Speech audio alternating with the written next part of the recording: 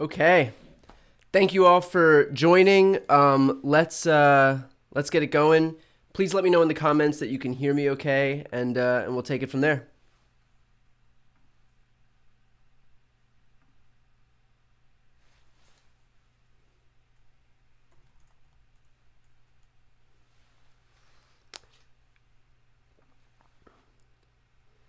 Okay.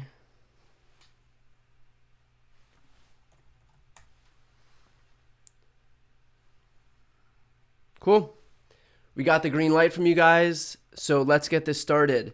First of all, thank you for joining this stream. I know there's a lot of places you can watch this, so I appreciate it. Some breaking news as of right now from Axios and CNN. They've just reported that the January 6th committee is going to invite Ginny Thomas to come speak to the committee. That was after yesterday's revelation that they had found emails between Ginny Thomas and John Eastman. John Eastman is the Trump-aligned lawyer who is helping create this strategy for Pence to refuse to certify the election results. So hopefully, we'll see what happens. Hopefully, Ginny Thomas voluntarily goes. Otherwise, we'll see if they actually have the spine to subpoena her.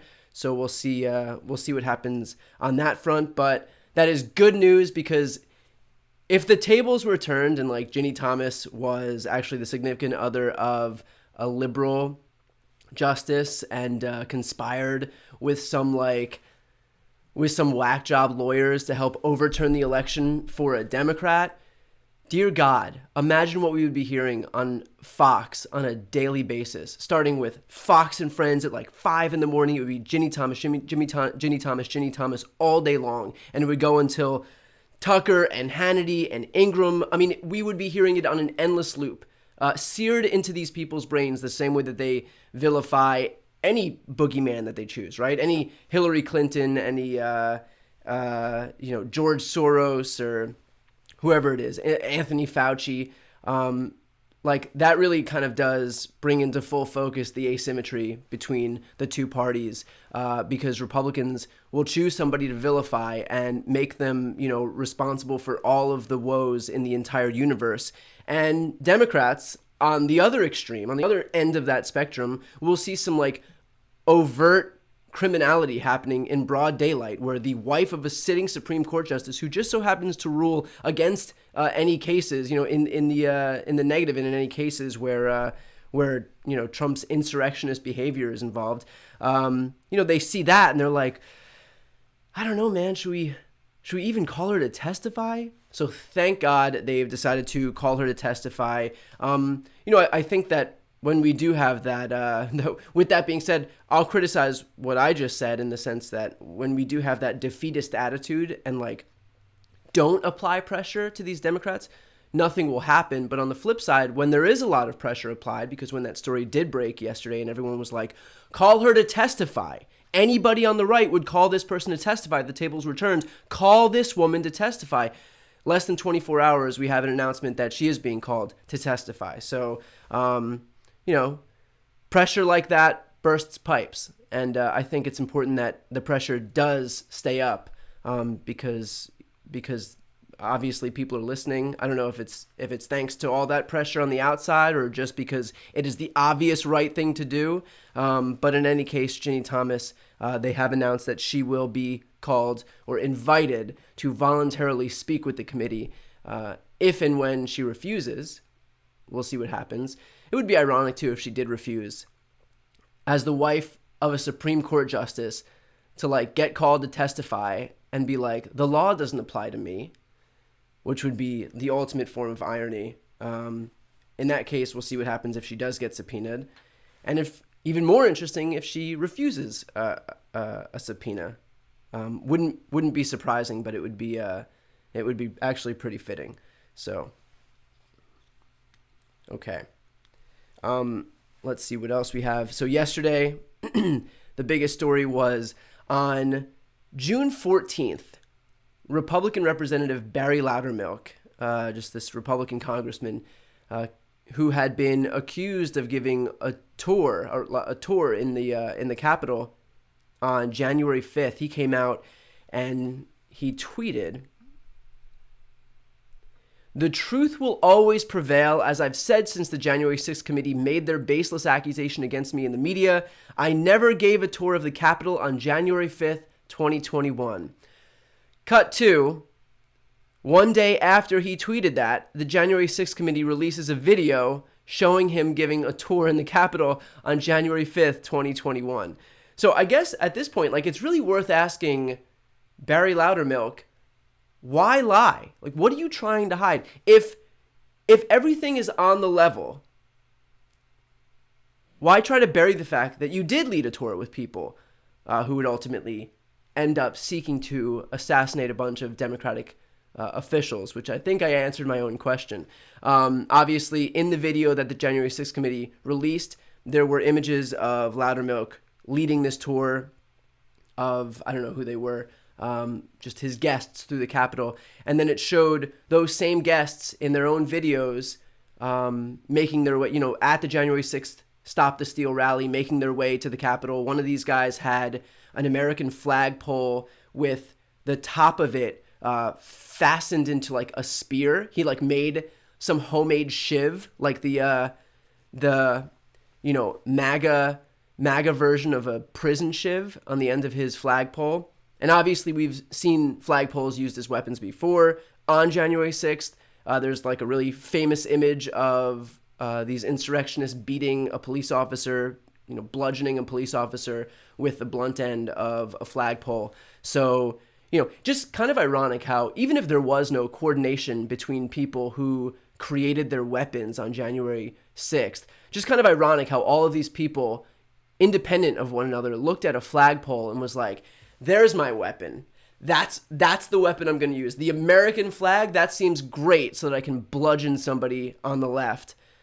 Just kind of like this unconscious like synchronicity between all these MAGA Republicans who just like find the darkest, most depraved weaponry that they can find, fastening like some prison shiv out of an American flag. So in any case, we have this video of these guests who were in the U.S. Capitol and also, talking about attacking a bunch of Democratic lawmakers. They talked about attacking Pelosi and Schumer, Jerry Nadler, and AOC. So the Democratic leadership and a big faction of the New York leadership. Just high-profile Democrats in general. And that video also showed, I think most importantly, a bunch of these guests of Loudermilk taking photos of like areas in the Capitol where it's not customary to take photos. And you can see them taking photos of security checkpoints. You can see them taking photos of doorways and stairwells.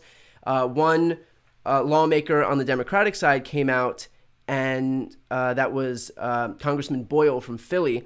And he said, "This is the stairwell I take to my office." This is in response to a still image of a video of one of Loudermilk's guests taking a photo of some random stairwell.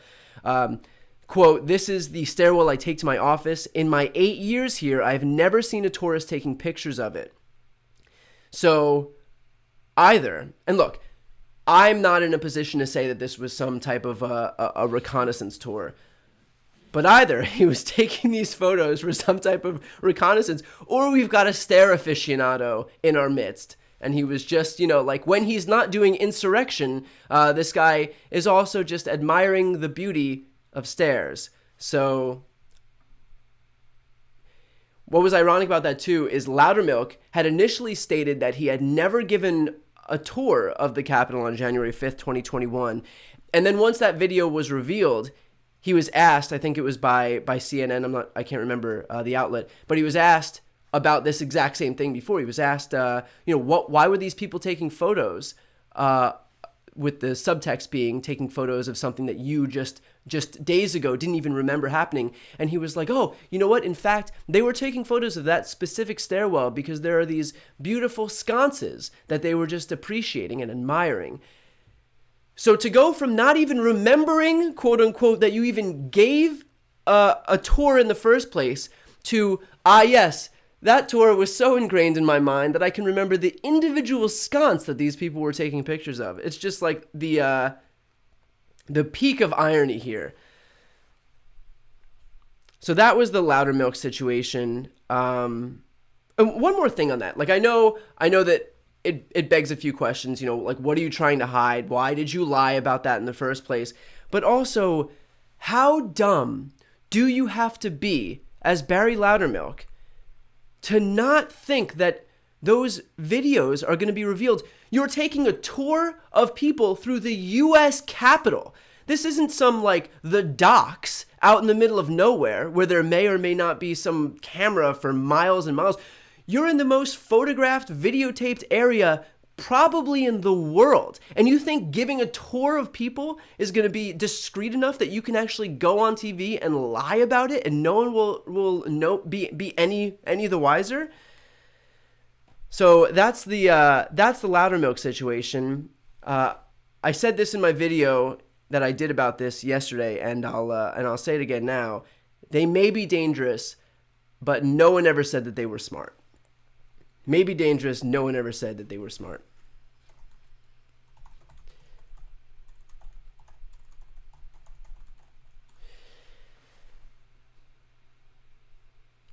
I said this in my video yesterday too. It's like, you don't come to like a rally or some political movement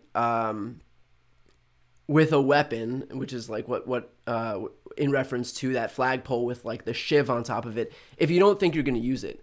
And at the last political event that I went to was to see Katie Porter, and I came with a chocolate chip muffin. And meanwhile, these guys go to their rallies with homemade shivs on the end of flagpoles. So I think, I don't think that this is a normal thing to bring to a rally. I don't think most people think about what weapons they can carry with them, and I don't think that you do that stuff, bring that kind of stuff, if you don't have an intention of actually using it.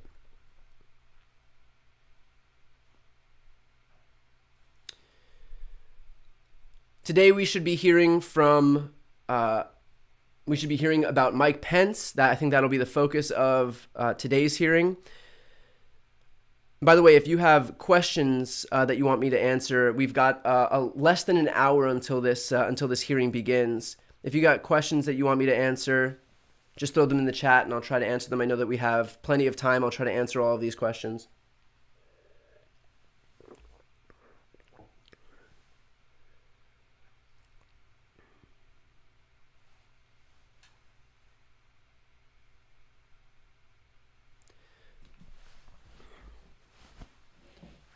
Oh yeah. For people just joining, just was speaking about Barry Loudermilk's.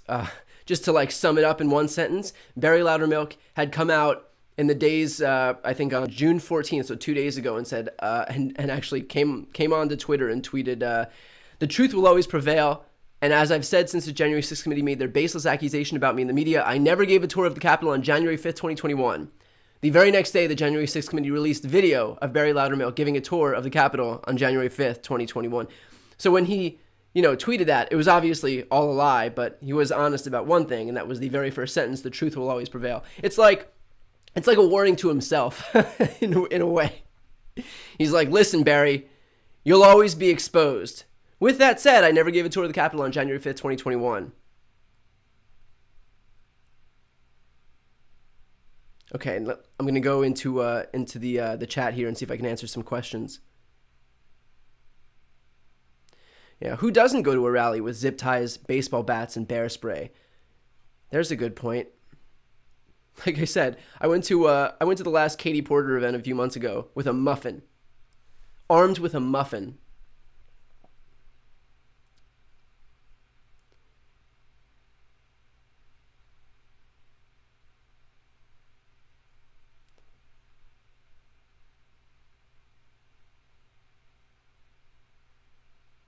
Update on who disabled the panic button in Ayanna Pressley's office. I haven't heard anything about that. I'm sure the January 6th committee will be looking into those allegations as well.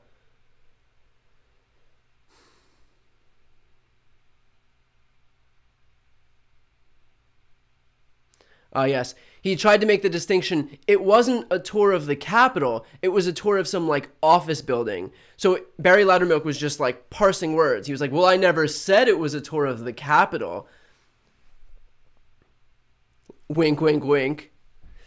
What time does it start? We should be starting in about 55 minutes from now.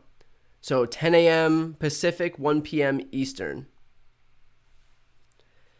We have some people joining from exotic Maryland again. Obviously, that's for people that weren't following the stream last time. I was naming all of the exotic locations around the world where people were watching from, like New Zealand and the UK. We had people from Canada and the Netherlands, and I saw Maryland, and so I was like, and Maryland, the exotic getaway of Maryland.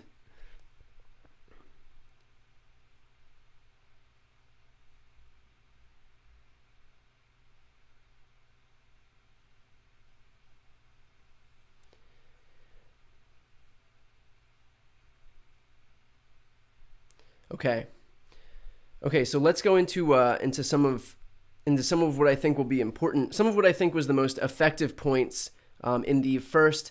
Oh, now we have a lot of people from the chat saying where from. We have people from watching from. I'll just take a second on this, and then we'll get into the breakdown here. From France and Holland, Costa Rica, Germany, Denmark, a bunch from Denmark, Canada, Australia, Berlin.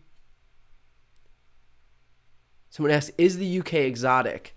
For our intents and purposes, UK. Look, I called Maryland exotic, so the UK is exotic. Oklahoma.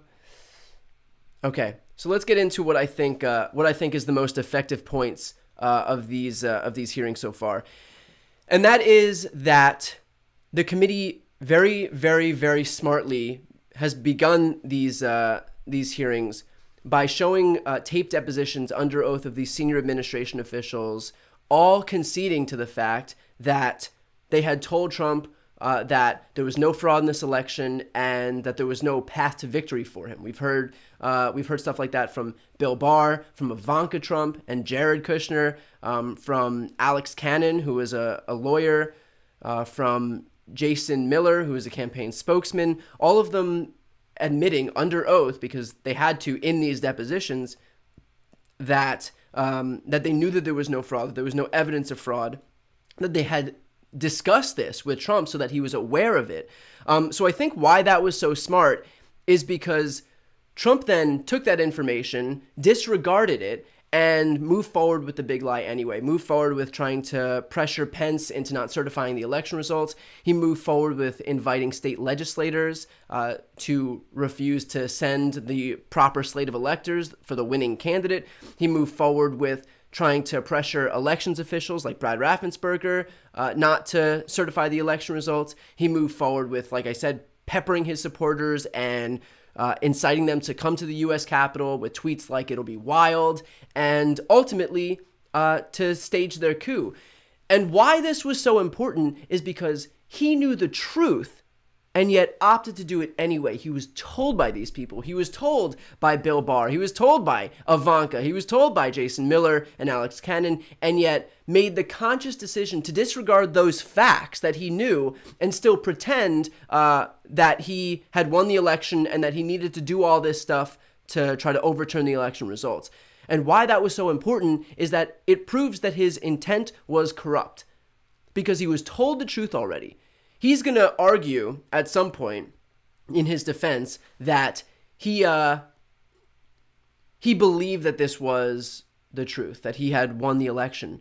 But his argument's going to be really hard to make if you have all of these people like Barr, like Cannon, like Miller, like Ivanka, like Kushner under oath, because they couldn't lie at that point, under oath, admitting to the fact that they already told him the truth. So you can't just feign ignorance and pretend that what happened didn't actually happen. You can't just say, okay, even though everybody surrounding me had told me that there was no way that I could win, that I still believed I could win. Otherwise, he could just claim that forever, right? But you can't claim ignorance when all of these people are under oath, are already on the record, having said that they told him the truth. And so I think that was really smart, because what it shows is that everything that happened subsequent to that, everything that followed those days where they told him that he had no path to victory and that there was no fraud in this election, everything that followed was just fraudulent. It was him defrauding the American people, which is like felonious behavior. So I think very, very, very smart for the January 6th committee to lay that foundation for this whole investigation, to lay the foundation that he was told right off the bat, immediately, the truth and everything that followed was him making the conscious decision to lie to people, to defraud people, even though he had known the reality of the situation. So perfectly orchestrated, very methodical by the January 6th committee. Of course, also hurting Trump's claims that there was fraud in the election is that at no point were they able to actually prove any fraud in the last election. There were 65 court cases where they tried to prove fraud or some element of fraud. They won one. That's it. It was shortening the cure deadline in Pennsylvania from like 9 to 6 days. That's it. Had no outcome, no bearing on the results of that election. Otherwise, they lost 64 out of 65 court cases. There were no secretaries of state who found any evidence of fraud, no Republican governors who found any evidence of fraud. They did a number of recounts and audits stemming from legitimate hand recounts all the way to like insane lunatic recounts from some organization like the Cyber Ninjas out in Arizona. What I think is especially ironic about that is that you have these Republican operatives who aren't real auditors, doing these audits, and even in those audits, Trump lost. And not only lost, but I think Biden actually gained votes in their audit, which is not to say that you should believe those audits, because you shouldn't, because they're not real auditors. But even the sham process that was solely intended to show that Trump had actually won an election that he lost, even that actually hurt him even more. So there was no recounts or no audits that proved anything other than the fact that the original counts were correct. And so regardless of how you cut it and who you speak to, whether it's governors, secretaries of state, recounts, audits, or any of these judges, including, I think, 8 judges who Trump himself appointed, there was no evidence of fraud. And in fact, not only was there no evidence of fraud, but there was evidence of Trump trying to steal the election. We have his conversation with Brad Raffensperger, where he told him to find 11,780 votes, exactly one more vote than he lost by. Just one more vote, as if wasn't even trying to make it discreet. Not even like, hey, let's give me a few thousand more than I need just to make it seem legit. Just one single vote. Just get me over the finish line. I want it to seem as obvious as possible. I want it to seem like I took this, like I stole this election. I just want one single more vote that you could find in a suitcase somewhere, while I'm out here claiming that suitcases are full of ballots are being found. It's like the ultimate irony. He's like, we think that there are suitcases of ballots being dragged out from under tables. With that said, we would like you to find exactly one single vote more than the one we actually needed. Pull it out of a suitcase.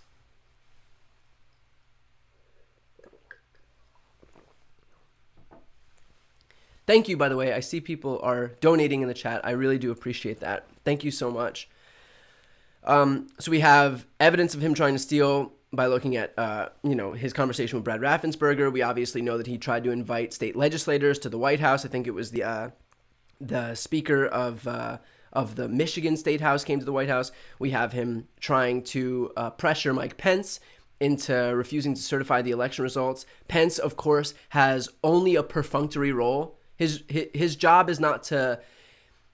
The idea that the sitting vice president would be able to unilaterally decide whether or not the opposition won the last election is so divorced from reality and so asinine that it's actually perfectly on point for what Trump was trying to do, but it bears no basis in reality. I mean, Pence's role was solely perfunctory. He doesn't have the ability to decide whether unilaterally he should or shouldn't, count the electoral votes or just decide to send them back to the states. And then, of course, we have John Eastman's, memo on how to do a coup.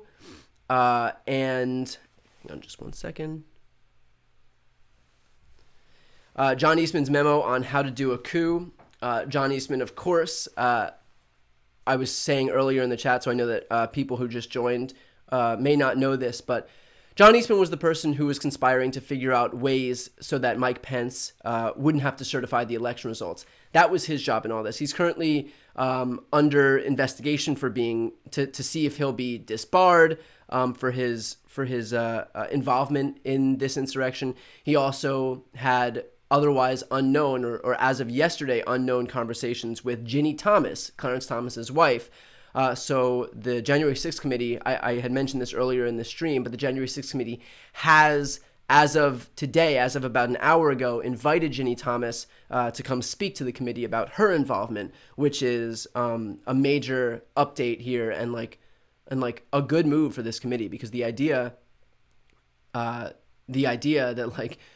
that you can conspire, that the wife of a sitting Supreme Court justice who will and has ruled on cases like this involving the January 6th insurrection and the 2020 election, and has actually been like the sole dissenting vote in these matters, that you have the significant other, the wife of a sitting Supreme Court justice, who's like conspiring with these whack job lawyers to undermine the election results and steal the election. We also have proof that Ginny Thomas was emailing members of state legislators, I think like 29 so far, about trying to pressure them into standing up for this country and not certifying the election results and not going quietly in the face of these evil socialist Democrats who are trying to who are committing the cardinal sin of winning an election and deigning to take power in an election that they've won.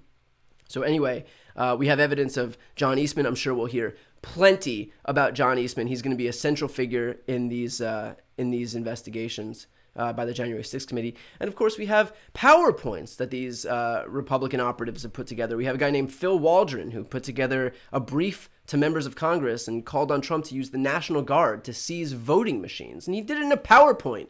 Like not even trying to be use Signal.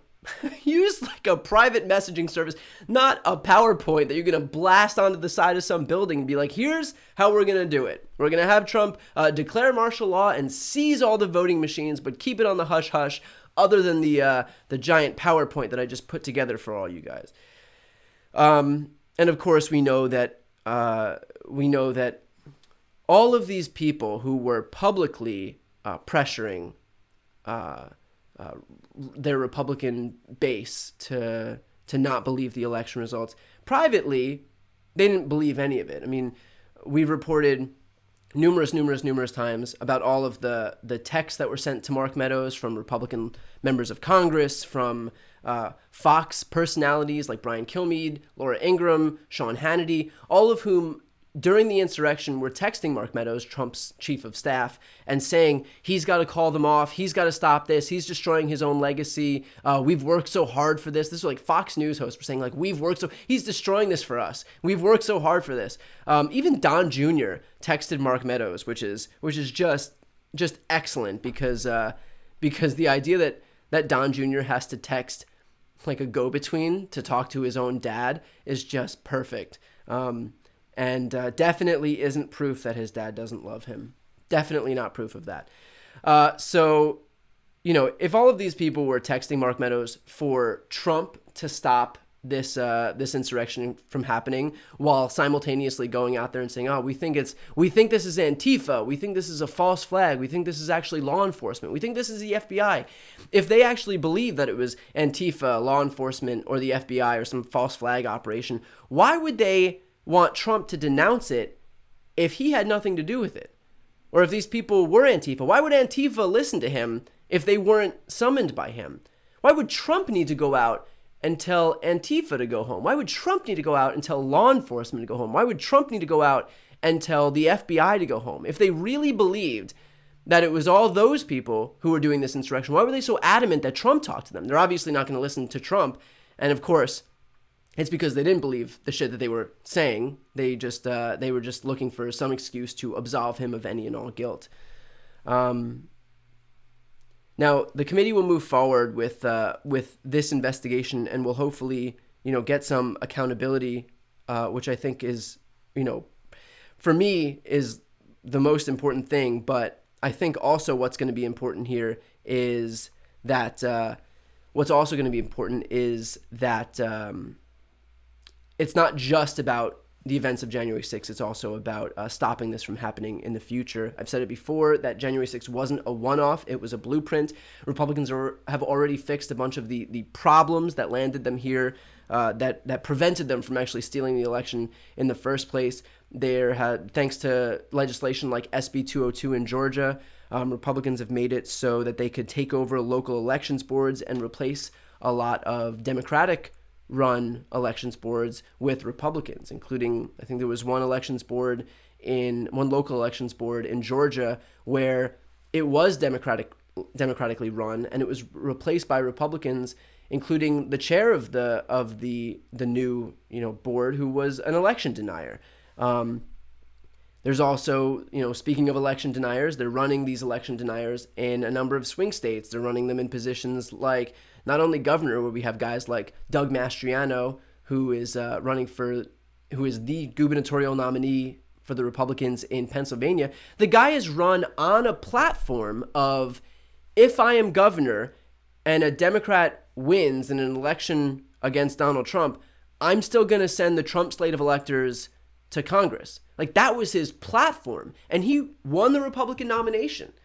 Of course, they're running other Secretary of State candidates in a number of swing states. You've got these election deniers running in Michigan and Arizona. I mean, this is a coordinated effort from the Steve Bannons of the party all the way up to Donald Trump. So, now they're working on fixing a lot of the issues, which is why I'm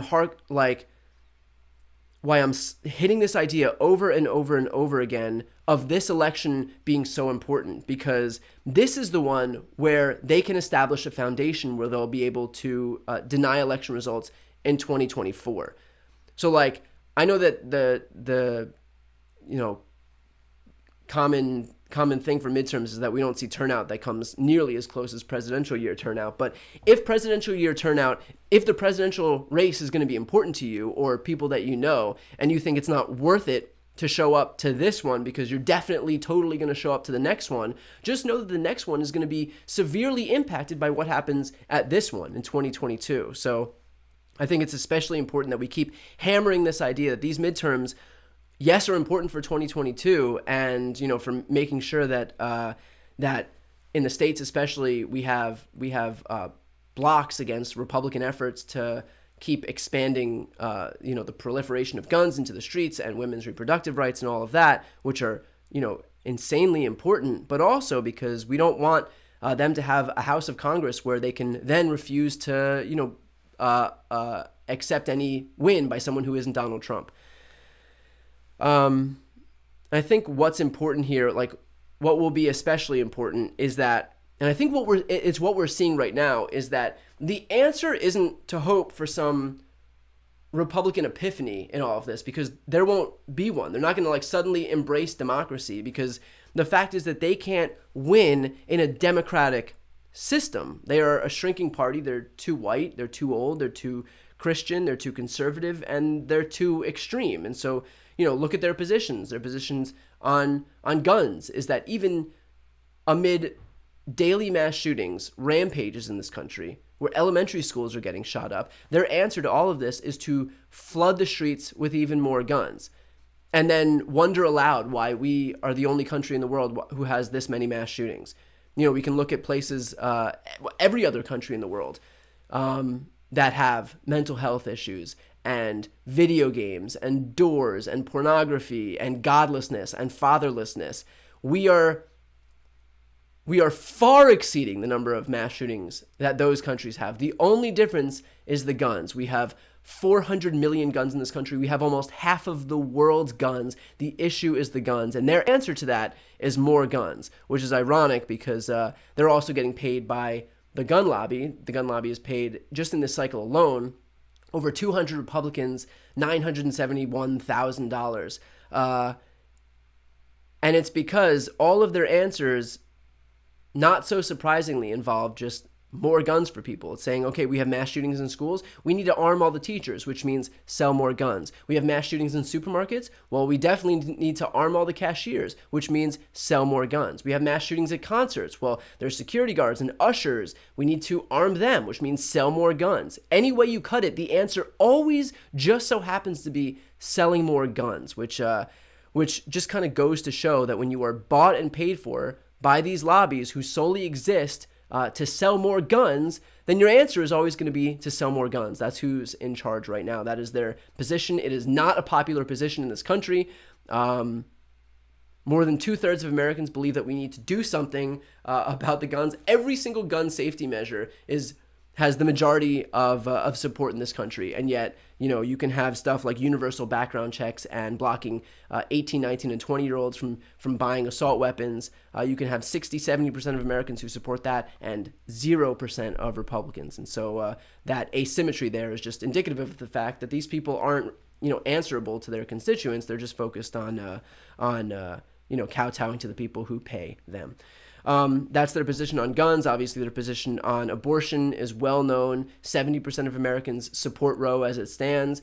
Meanwhile, you have all these Republicans passing laws in the states saying that even in cases of rape or incest, that women shouldn't be able to get an abortion. And they're passing these laws all across the country, and they're passing these trigger laws as soon as we hear this decision from the Supreme Court officially gutting Roe.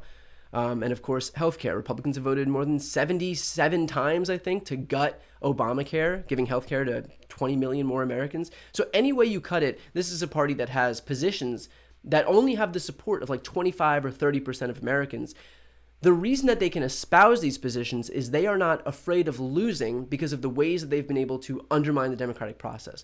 That is why they're so hell-bent on gerrymandering these states, is because if they can gerrymander their districts and choose which voters elect for them instead of having the voters choose which elected officials represent them, then they can create these districts where they're all safe. And so you have, all of these, extreme Republicans who are passing these extreme laws, and they're in these safe districts because they've just crammed every Democratic voter into vote sinks, basically, that just encompass all the cities. I mean, in some states, you have all of the metropolitan areas crammed into one district. And I can't remember any of the states in particular. I mean, if Republicans had their way, they would connect like Philadelphia and Pittsburgh, like all across the state. They've done it in other states. So they can't win in a democratic system. That's why the only option here is to move to undermine that system, because if it was truly fair, they know that they would have no future in government. And so that's why their only position isn't on policy. I mean, they'll blow wherever the wind blows. Donald Trump has some like errant synapse fire in his brain, and he says something that becomes the new position, policy position in the entire party. They don't care about any of these policy positions. They'll go wherever the wind blows if they need to. The only thing that they're steadfast on is their disdain for democracy, because truly representative democracy with that system, they have no future in it. There's no way they'd be able to win. I mean, you can't have, you have elections where 5, 6, 7, 8 million people are voting for one party over the next, where you have millions of votes separating one party over the next. I mean, I think in the last 8 elections, the Republicans have won one popular vote victory. That is not a truly representative system, but it's one that they're entrenched in, and one that they're working very hard to entrench. So with that said, let me just back up. I know that there's a lot of new people here. Just want to answer any questions if you have them, so you can throw them in the chat. And in the meantime, I will say for anybody new that the breaking news as of this morning is that Ginny Thomas has been called to testify in front of the January 6th committee. So she will be hopefully comply with that voluntary request. And if not, I expect that and I hope that the January 6th committee will have enough spine to subpoena her because she was found conspiring with John Eastman, who is obviously the lawyer who was heavily involved in trying to get Pence to use his role as the vice president, as the president of the Senate, to make it so that he couldn't, he wouldn't certify the election results. Somebody had asked when this starts. It starts in about 30 minutes. First hearing should start in about 30 minutes.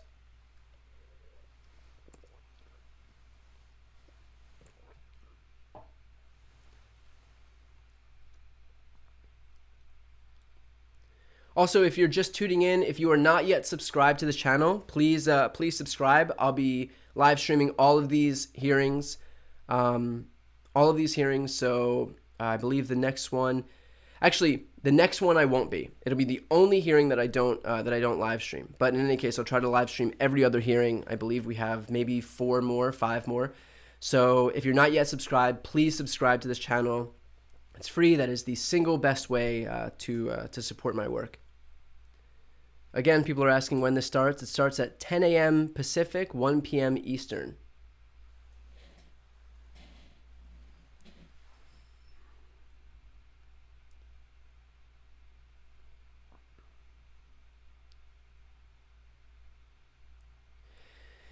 Cheryl had asked about a list of pardons and who had requested one.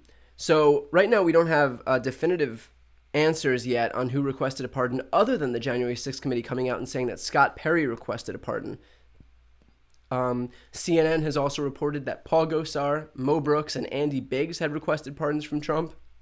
I also spoke with Glenn Kirshner about the idea of pardons, and he was just about as close to certain as one could be that Trump had given himself and his inner circle and his family members pocket pardons as well, which of course we wouldn't know about until and unless he's charged with something by the DOJ, at which point he can pull it out and say, I've got a pardon, you can't touch me. That would be challenged in court and unlikely to hold for you to be able to pardon yourself as president for committing a constitutional violation. So, but I mean, someone much smarter than me would be able to speak on that better than I would. So yes, I anticipate that we will hear more about pardons. And also for these people who receive pardons, it's also consciousness of guilt. You don't ask for a pardon unless you're conceding that you've done something wrong. And so for all of these Republican lawmakers, just like Trump, who spread the big lie and came out to these rallies and incited this crowd to go storm the Capitol, they knew the truth as well. They were well aware, just like Donald Trump was aware, just like he was told by Barr and Alex Cannon and Jason Miller and Ivanka that there was no fraud, that there was no way he could win this election, and yet he chose to do it anyway. Just like he did that, these Republican lawmakers also knew, they were also well aware that there was no path to victory for Trump and that he didn't legitimately win this election. And the way that you know that is not just because they were told behind and knew all this stuff behind the scenes, but they're asking for a pardon because they knew that they did this all with corrupt intent. You don't ask for a pardon if you legitimately believe that what you're doing is virtuous. So the fact that they did seek pardons is just a testament to the fact that they knew exactly what they were doing was wrong. And they came onto these stages on January 6th and whipped up the crowd to go storm the Capitol, and then immediately turned around and said, I'm going to need a pardon for that. They knew exactly what they were doing was wrong.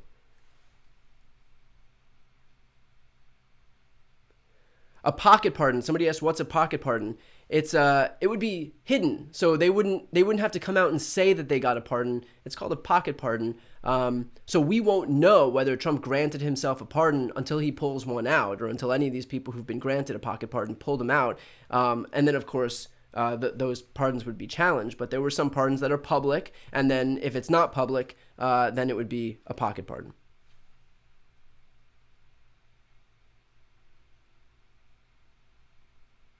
Will Clarence Thomas be asked to testify? Highly unlikely. But just the fact that they have Ginny Thomas coming to testify is a huge move and a very good thing. Because again, if there was any equivalent to Ginny Thomas on the left, dear God, we would be hearing Tucker Carlson's like fascist cackle on a nightly basis, just ringing in our ears over and over and over again about how we have to call this person to testify, how the husband or significant other should be impeached off the court, how they aren't fit to serve, blah, blah, blah. And meanwhile, Ginny Thomas is conspiring and emailing with John Eastman, who's the guy responsible for getting Mike Pence to not certify the election results, and we're just going to pretend that's okay, would be like the peak of fecklessness. So good on the January 6th committee for calling her to testify. If and when she chooses not to, I really, really, really hope that they are prepared to subpoena her. Just this idea, like this asymmetry that like we have to play by the rules and we have to like have civility and respect the boundaries of like of this is do you know who this woman is? I'm the wife of a Supreme Court justice. When what she's doing is just like overt election theft corruption out in broad daylight, emailing dozens of members of state legislatures to not certify the election. Are you kidding me? How can the president pardon himself? He does have the ability to pardon anybody. So there's a lot of like scholarly debate as to whether he can. It's never been tried before, obviously. But I'm sure we would see all of that challenged in court.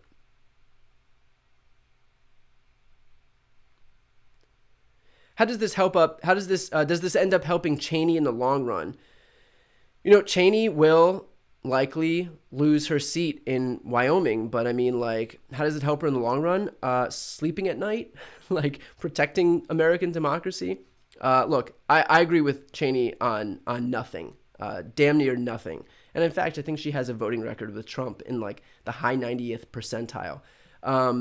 But this is what people are going to remember her for. This is going to be her legacy. And we need Republicans so that they can't say this is a sham partisan committee. We have people like Liz Cheney and Adam Kinzinger who are willing to step up and do the right thing. And they're both going to lose their jobs for it. But this is bigger than their jobs. I mean, it's their jobs. Who cares? Like, they'll lose what are they not? They're rich. They'll be fine. Like this idea that they have to do, like, that any of these Republicans at all costs have to do whatever it takes to keep their job, to keep their 2-year term in Congress. And if that means subverting the entirety of the election, so be it. It's just so asinine and so like self-serving and narcissistic and short-sighted. And yet I think we found 2 people on the right who aren't willing to do it.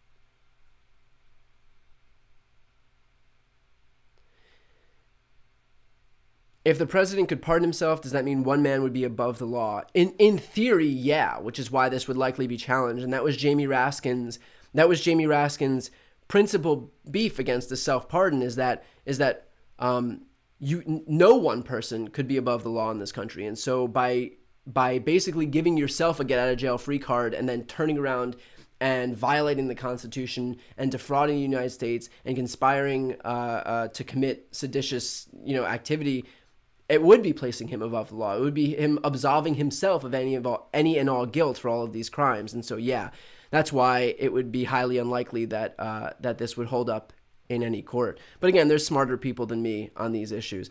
I will be interviewing Jamie Raskin at some point when these hearings are over, and so I'll be able to ask him exactly that. So if you want to hear that answer, subscribe to this channel because I will have people like Jamie Raskin on in the near future. And I do hope to get some of these Republicans on the committee. I do hope to get Liz Cheney and Adam Kinzinger on as well. I have interviewed Adam Kinzinger in the past, trying to get him again. This week I'll be speaking with Senator Chris Murphy, who spearheaded the gun legislation, the first piece of gun legislation that we've had in 30 years. So again, just give me a subscribe and you'll be able to hear that interview, watch that interview as soon as it drops. Why not subpoena Trump? Unlikely that he would show up and that would take all of the attention away from everything else that they're doing. Pretty much suck all the oxygen out of the room. I think we can all admit that if Trump did go, the amount of obfuscation, the amount of that we would contend with, like even just trying to get him there would be a nightmare, and it would be all that anybody's talking about. And right now, we're able to talk about all of the other important stuff. I mean, they've been doing this investigation for months and months and months. They've spoken to 1,000 witnesses. They've looked through tens and tens and tens of thousands of documents, and we're able to hear from people like Bill Barr, like Jason Miller, like Alex Cannon, like Ivanka and Jared, even White House counsel Hirschman, and find out all of this really relevant information about what happened in the days prior to January 6th and subsequent to January 6th. That would all be overshadowed by like Donald Trump and his like shitstorm of that, you know, that he brings with himself everywhere. So I think that's why they've not opted to subpoena him. I'll still answer more questions as you throw them into the chat.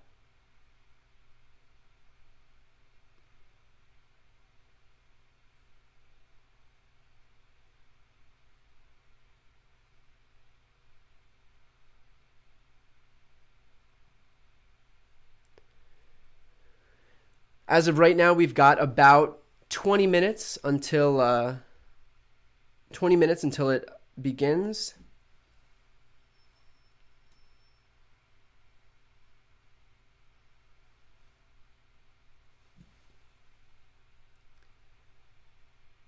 Yeah, if you have questions, you can just throw them in there.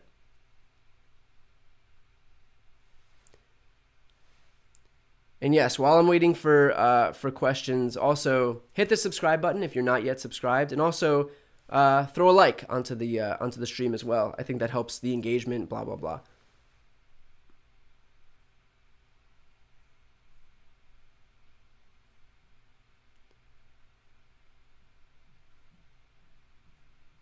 Somebody asked what happened to the new studio. I am getting a new studio. Would probably it's going to happen probably at the end of this summer. So the infamous white wall will be going away and replaced. And I will save all of your eyes who are watching this, who are watching my videos at night, because I know it hurts. But it's like a good pain, a good hurt.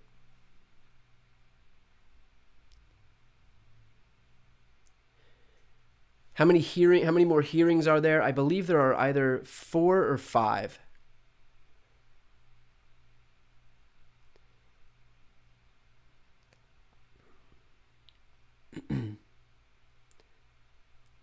Okay, so Sherry asked, can you explain how Republicans can arbitrarily replace Democrats in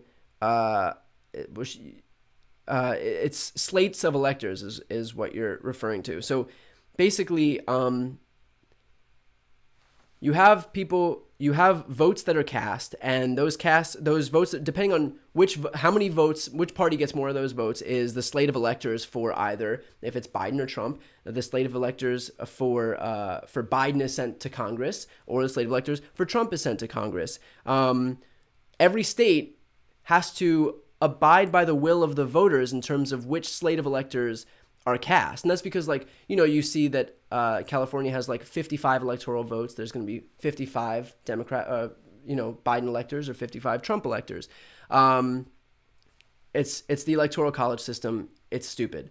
But the states have to abide by the will of the voters in their state. And so if more people vote for the Democrat, then that Biden slate of electors is sent to Congress. If Trump wins, then the Trump slate of electors is sent for the Republicans.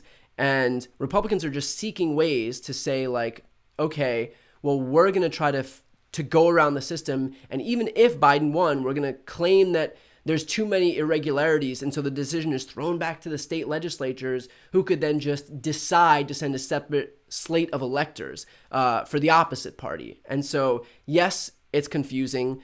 It's meant to be confusing. It's not a real thing. And the whole point is to, like, obfuscate the facts enough that this could actually happen. There's no way that this is based in any semblance of legality. Does this all go for naught, Douglas asks, if Merrick Garland and the DOJ does not do their job, and you said appoint a special prosecutor? I don't think you'd need a special prosecutor. Merrick Garland and the DOJ are perfectly capable of charging Trump if they think that there's, reason to charge Trump, which I think this January 6th committee is laying out their case for doing so perfectly. But yes, to answer your question, I think, like, if you have the January 6th committee that so effectively is proving their case against Trump, that you have all of these witnesses who are coming forward, senior Trump administration officials like Bill Barr, Alex Cannon, Jason Miller, Ivanka, Hirschman, who are all admitting that Trump knew that there was no fraud in the election and knew there was no path to victory, and yet he chose to move forward with the big lie anyway, and chose to push for the election to be overturned anyway, and did this all with corrupt intent because he knew the truth. I think laying that case out so effectively and methodically, and then looking at Merrick Garland and the DOJ and them not doing anything, will be even worse, because now we're seeing this thing proven beyond a shadow of a doubt. And so if the DOJ and Merrick Garland don't do their job after this, yes, that would be not only like a massive abdication of their duties as like law enforcement officials, but I mean, it'll just show that it's just the peak of fecklessness on the left, that you have a guy who could commit such brazen criminal acts and get away with it. That's what that'll show. So yeah, I think there's a huge danger in the DOJ and Merrick Garland not doing their job. Couldn't Biden replace Garland if he's not doing his job, like Trump did whenever he didn't like what his AG was doing?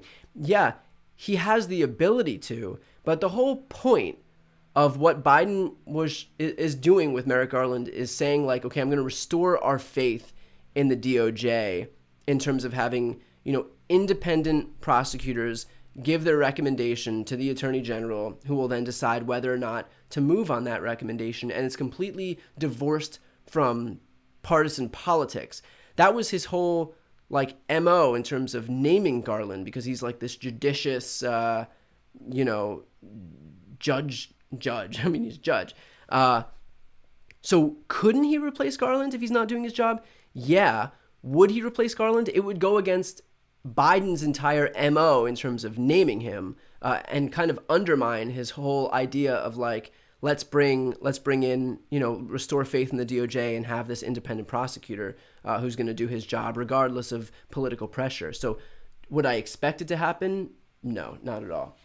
Okay, it looks like the feed is beginning. We're about 15 minutes out.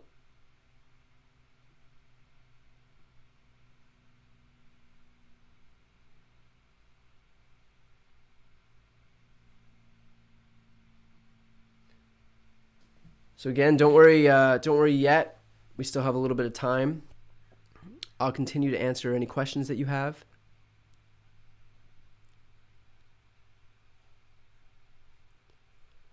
In the meantime, while we're about 15 minutes out, again, if you haven't yet subscribed, please subscribe to this channel. That is the best way to support me.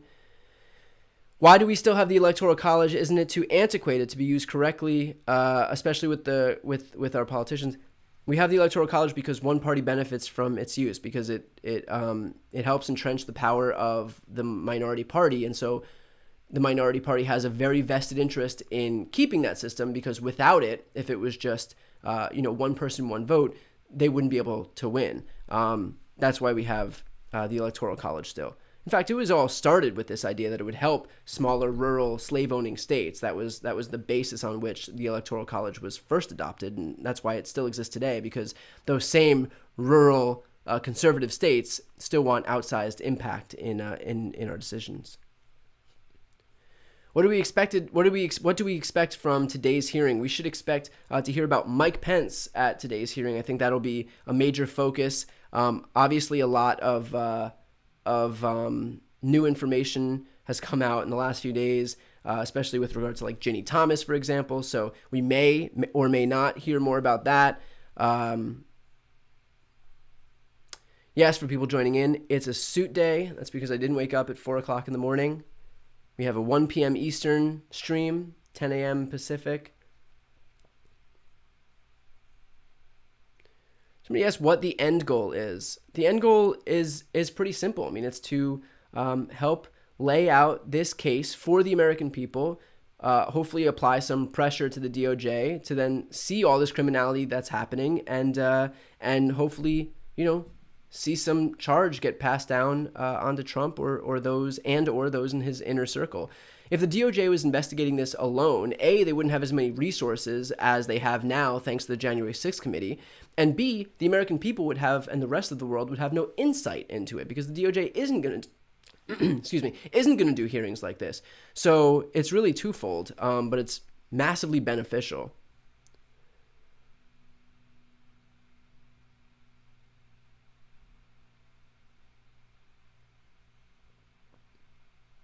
Somebody asked, wouldn't replacing Garland be like firing his first AG and FBI director?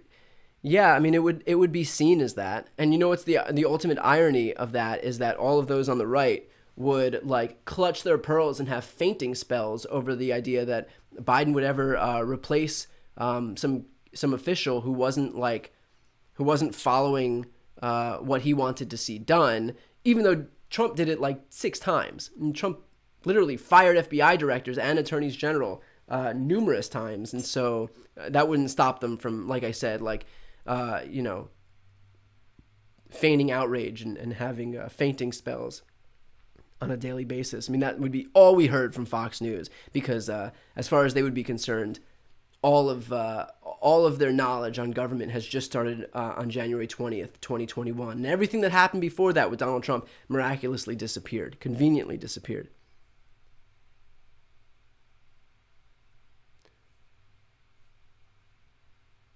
Should we protest if Garland doesn't do anything? Yeah, probably.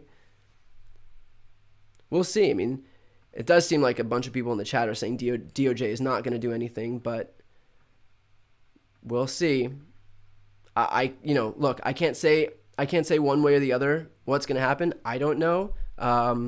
So all I can say is that, we'll wait for this investigation to finish. Obviously, the January 6th committee hearings are placing a lot of pressure on the DOJ, and that's why it's so important that people watch. The more people that are aware of this stuff, the more people that can then say, like, this guy needs to be charged, these people need to be charged for what they've done, because, like, we all see the proof. We know that there were his senior administration officials who told him the truth, and yet he opted to lie anyway and to incite a coup anyway, and he did it with criminal intent, and so,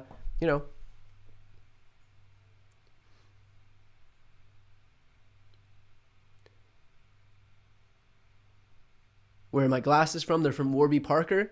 Free commercial for Warby Parker.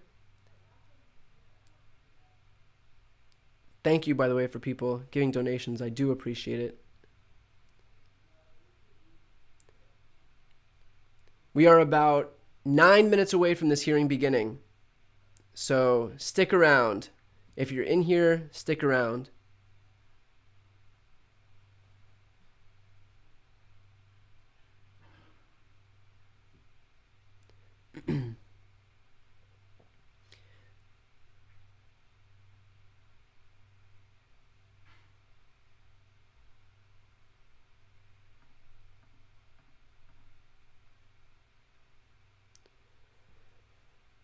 We have Ayanna Presley and Steve Cohen in the audience here for these hearings. Somebody asked again, will Trump have to testify? Unlikely. That would take all the oxygen out of the room and focus it on Trump. Although it would be interesting if he testified because he's not capable of telling the truth. And then people would say, like, okay, well then charge him for lying to Congress. But, like, the problem isn't having charges against Trump. Like, we have those. So it's not to, like, bring him to the committee and then he'll lie to the committee and commit perjury or lying to Congress, which is a felony, and then, like, wait for the DOJ to charge him. We have something with which we can charge Donald Trump. It's just a matter of whether they're going to do it. So we don't need to, like, do this and risk another charge when we don't even know if the DOJ is going to charge him for the first thing. So I think that's the main goal here, is that we just need the DOJ to charge him for what we already know he did that was illegal. Someone asked if there's a link between the Proud Boys document 1776 returns and Lauren Boebert's tweet, today is 1776. I don't know. I can't say for sure. There's obviously a lot of, like, interesting similarities between all of this verbiage. I'm sure that they're looking into it. People like Lauren Boebert were tweeting out the location of high-level Democrats during this insurrection. I don't know. I mean, this is something that I'm sure the DOJ is looking into. We won't have any insight into it. We may not, but I just can't say definitively. But it's not off the mark. I mean, it's not,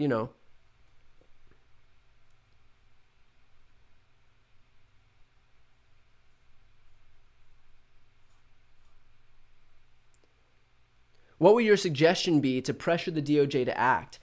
I think it would just be, first of all, tuning into these hearings, I think is especially important because I think Republicans are relying on people not caring.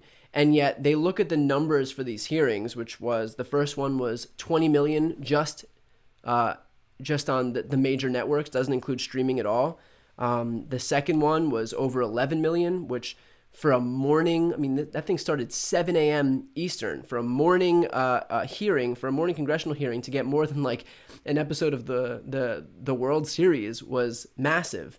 So I think people continuing to tune in, getting those numbers up, and just showing, just by virtue of being there, that people are interested is hugely important, and people see that. If no one was watching these hearings, if they had like a few 100,000 viewers, just like a regular night of cable or whatever, then I think it would be one thing, and it would just kind of like lend itself to this idea that people are over it. But the fact that we have so many people paying attention is a message to, the DOJ, for example, that people are paying attention, that people see what's going on, and that they care about it. So that would be my suggestion, is just to keep staying involved and just keep staying active and pay attention to this stuff, because that in and of itself helps.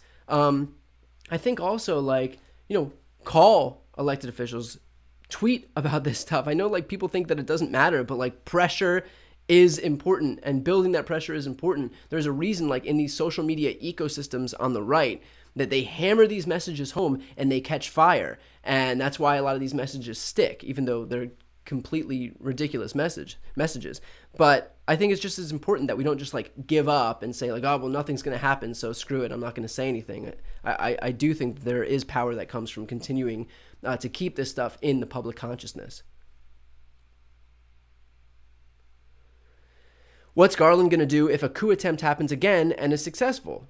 And multiple members of Congress die as a result. Yeah, that's the whole point. Like I said, this isn't just about accountability for these people who have committed this stuff in the first place, in the past. It's about preventing it from happening in the future. If these people see that there is no accountability and that you can kind of have carte blanche to say whatever you want and nothing's gonna happen, then of course they'll be emboldened to do it again. They say we have a clear runway to just lie to all of our supporters and incite an insurrection and try to get them to block certification of the election so that we win and nothing happens.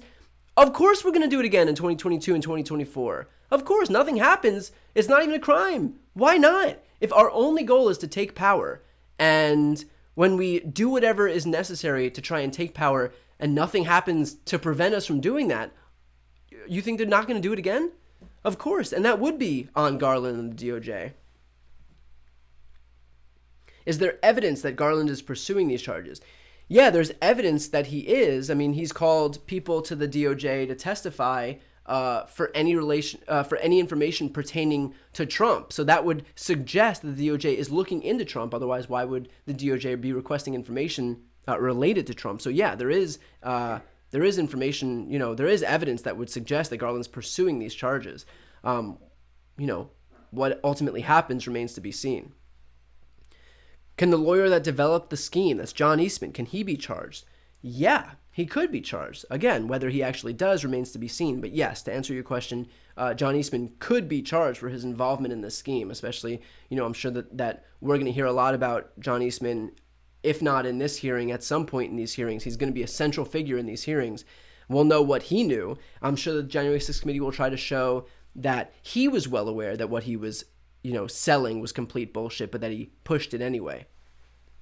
And then he'll be in the same boat where you move forward with these schemes with corrupt intent because you know the truth, because you were told the truth by experts and senior administration officials and White House counsel, and opted anyway to disregard all that stuff because your only goal is to just try to steal an election. Thank you, by the way, for people joining as members on the channel. I do appreciate that a lot. It's not necessary. I do. The best way to support me is to subscribe to the channel if you're not yet subscribed. But for the people who are getting memberships, I really appreciate that. That's highly appreciated. So thank you. How can we end gerrymandering? That's a good question. We would end gerrymandering by electing 2 more Democratic senators who are willing to eliminate the filibuster. We would in turn then be able to be able to pass some type of voting legislation that would make gerrymandering illegal. So we have to hold the House, hold the Senate, and add 2 senators so we have enough people to eliminate the filibuster.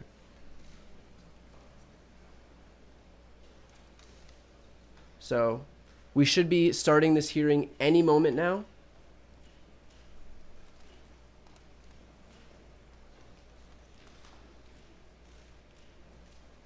The committee should be entering at any moment.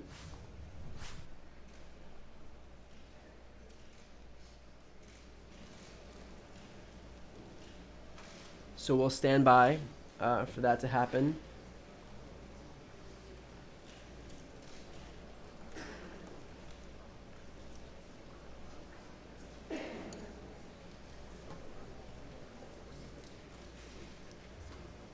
It's now 10 o'clock Pacific, 1 o'clock Eastern, so the committee hearing should be starting right now.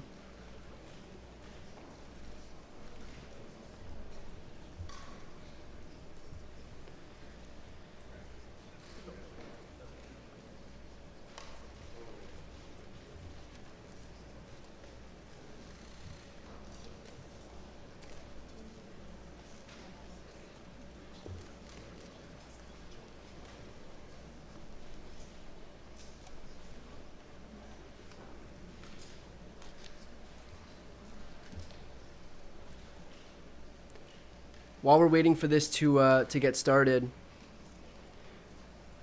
again, one last time, if you haven't yet subscribed, please subscribe to this channel. Best way to support me is to subscribe. Somebody asked what happened to No Tie with Brian Tyler Cohen. So I have a podcast called No Lie with Brian Tyler Cohen, and the other day for the second hearing, I wore a hoodie because it was like 4:30 in the morning when I woke up. So it was No Tie with Brian Tyler Cohen. Well, I had time to put clothing on today. All right, committee members are making their way in, led by Benny Thompson.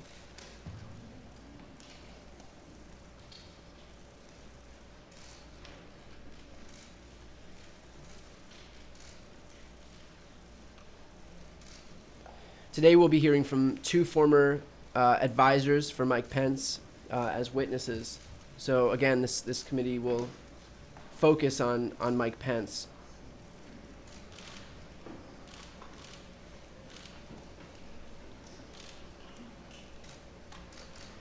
By the way, that is a good point. If you do listen to podcasts, please subscribe to my podcast, No Lie, with Brian Tyler Cohen. It's on every podcast player.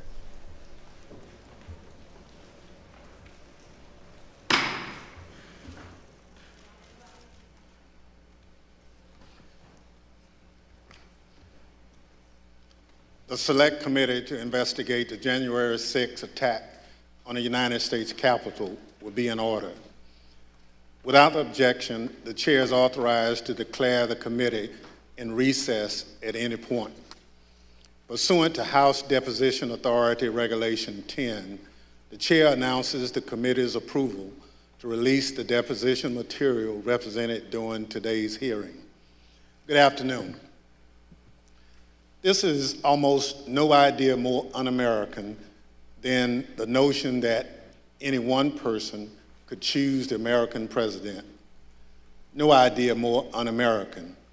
I agree with that, which is unusual because former Vice President Mike Pence and I don't agree on much. These are his words, spoken a few months ago about Donald Trump's attempt to pressure the former vice president, pressure him into going along with an unlawful and unconstitutional scheme to overturn the 2020 election and give Donald Trump a second term in office that he did not win.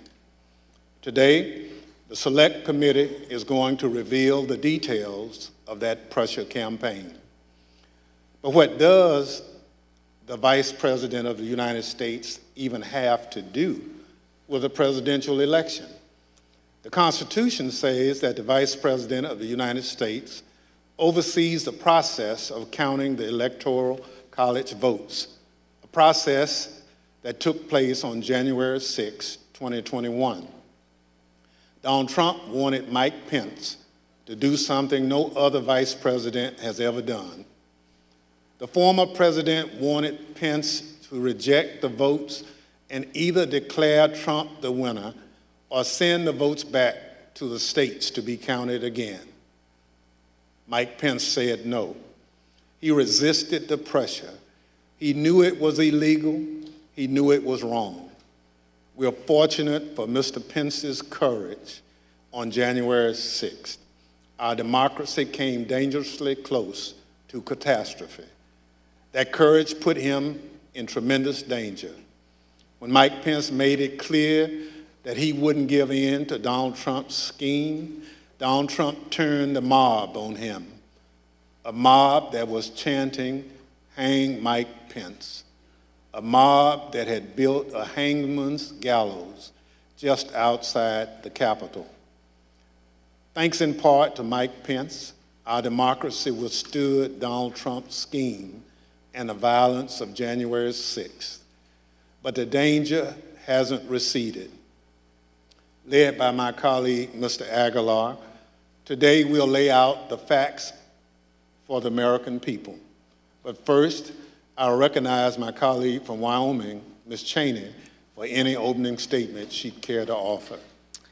Thank you very much, Mr. Chairman. Let me take just a few minutes today to put the topic of our hearing in broader context. In our last hearing, we heard unequivocal testimony that President Trump was told his election fraud allegations were complete nonsense. We heard this from members of the Trump campaign. We heard this from President Trump's campaign lawyers. We heard this from President Trump's former Attorney General, Bill Barr. We heard this from President Trump's former acting Attorney General, Jeff Rosen. And we heard this from President Trump's former acting Deputy Attorney General, Richard Donahue. We heard from members of President Trump's White House staff as well. Today, we're focusing on President Trump's relentless effort to pressure Mike Pence to refuse to count electoral votes on January 6th. Here again is how the former vice president phrased it in a speech before the Federalist Society, a group of conservative lawyers. This week, that President Trump said I had the right to overturn the election. But President Trump is wrong. I had no right to overturn the election. The presidency belongs to the American people and the American people alone.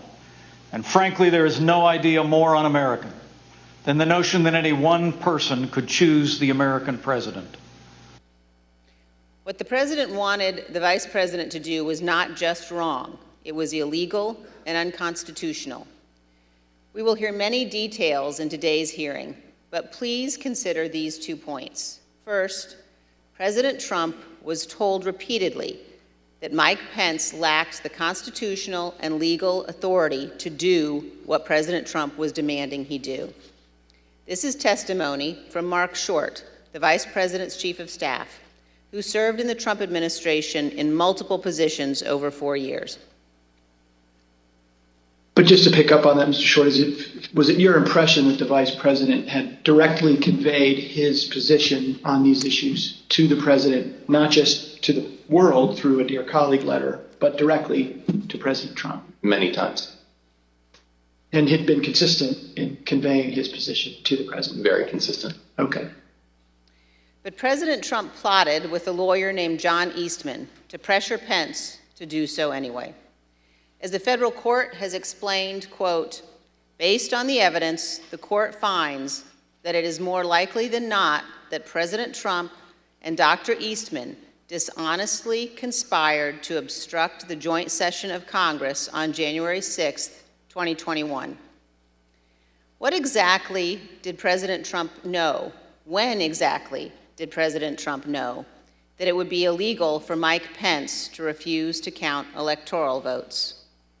Here is one sample of testimony given by one of the witnesses before us today, the Vice President's General Counsel. Did John Eastman ever admit, as far as you know, in front of the president, that his proposal would violate the Electoral Count Act? I believe he did on the 4th. That was January 4th, 2 days before the attack on Congress. A second point, please listen to testimony today about all of the ways that President Trump attempted to pressure Vice President Pence, including Donald Trump's tweet at 2:24 p.m. condemning Vice President Mike Pence when President Trump already knew a violent riot was underway at the Capitol. In future hearings, you will hear from witnesses who were present inside the White House, who were present inside the West Wing on that day. But today we focus on the earnest efforts of Mike Pence, who was determined to abide by his oath of office. As Vice President Pence prepared a statement on January 5th and 6th, explaining that he could not illegally refuse to count electoral votes, he said this to his staff. I mean, the Vice President had said, this may be the most important thing I ever say. And so, this meaning the statement? The statement. And he really wanted to make sure that it was just so. You will hear today that President Trump's White House counsel believed that the Vice President did exactly the right thing on January 6th, as did others in the White House, as did Fox News host Sean Hannity. Vice President Pence understood that his oath of office was more important than his loyalty to Donald Trump. He did his duty. President Trump unequivocally did not. Thank you, Mr. Chairman. I yield back.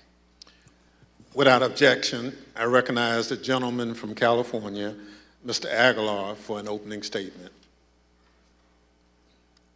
Thank you, Mr. Chairman. Today, we intend to show the American people that January 6th was not an isolated incident. In the weeks culminating before, it was a legal scheme and deception.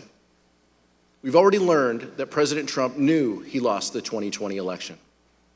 Shortly after, he began to look for a way to circumvent our country's most fundamental civic tradition, the peaceful transfer of power. The president latched on to a dangerous theory and would not let go because he was convinced it would keep him in office. We witnessed firsthand what happened when the President of the United States weaponized this theory. The Capitol was overrun, police officers lost their lives, and the Vice President was taken to a secure location because his safety was in jeopardy. Let's take a look at the effect of Donald Trump's words and actions.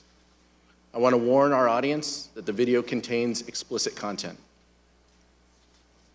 Mike Pence is going to have to come through for us, and if he doesn't, that will be a sad day for our country. And Mike Pence, I hope you're going to stand up for the good of our Constitution and for the good of our country. And if you're not, I'm going to be very disappointed in you. I will tell you right now. I'm telling you what, I'm hearing that Pence just caved. No. Is that true? I'm hearing reports that Pence caved. No I'm way. telling you, if Pence caved, we're going to drag motherfuckers through the streets. You fucking politicians are going to get fucking drugged through the streets. Yes. I guess the hope is that there's such a show of force here that Pence will decide to do the right thing, according to Trump. Bring out Pence! Bring out Pence! Bring out Pence! Bring out Pence!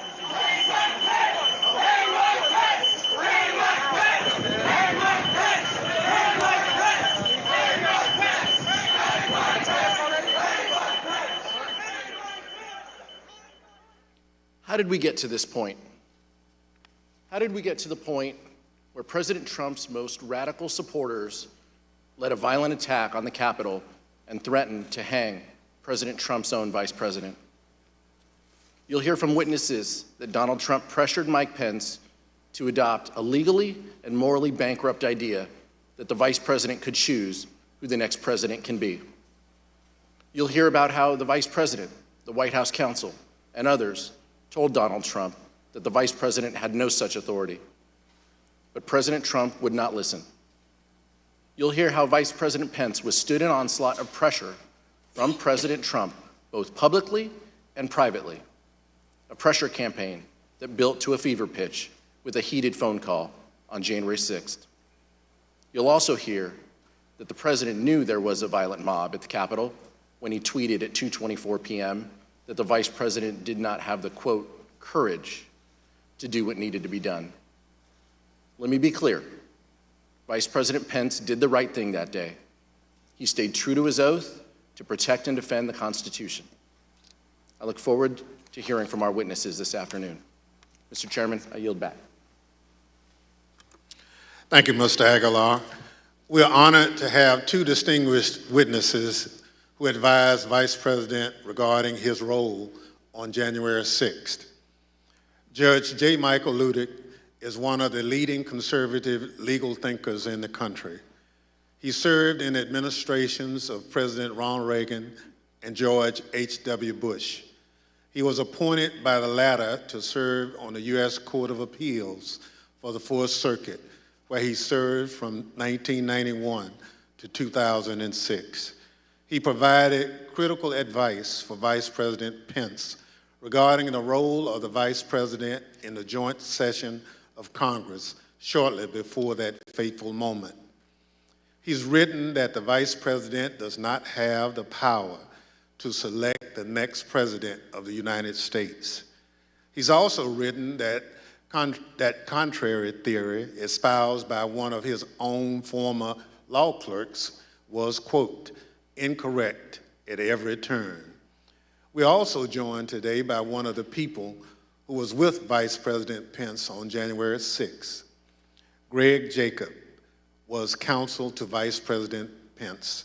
He conducted a thorough analysis of the role of the Vice President in the joint session of Congress under the Constitution, the Electoral Count Act, and 230 years of historical practice. But he also has firsthand information about the attack on the Capitol because he lived through it. He was with the Vice President and his own life was in danger. I will now swear in our witnesses. The witnesses will please stand and raise their right hand. Do you swear or affirm under penalty of perjury that the testimony you're about to give is the truth, the whole truth, and nothing but the truth, so help you God? Thank you. You may be seated. Let the record reflect the witnesses answered in the affirmative. I now recognize myself for questions. In the United States, the people choose our representatives, including the highest official in the land, the President of the United States. The American people did this on November 3rd, 2020. But President Trump did not like the outcome.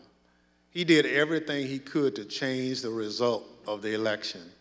He tried litigation, 62 cases, in fact, and that failed. He tried to pressure state legislatures to reverse the results of the election in their states, but they refused. He tried to enlist the Department of Justice in his efforts to overturn election results, but officials leading the department refused to comply. So eventually, he latched on to a completely nonsensical and anti-democratic theory that one man, his own vice president, could determine the outcome of the election. He wanted the vice president to unilaterally select the president. This theory that the vice president could unilaterally select the president runs completely contrary to our Constitution, our laws, and the entirety of our American experience. But that didn't matter to President Trump. I would now like to explore how President Trump came to latch on to this ridiculous legal theory that the Vice President can select the President of the United States. Mr. Jacob, how did this theory first come to your attention?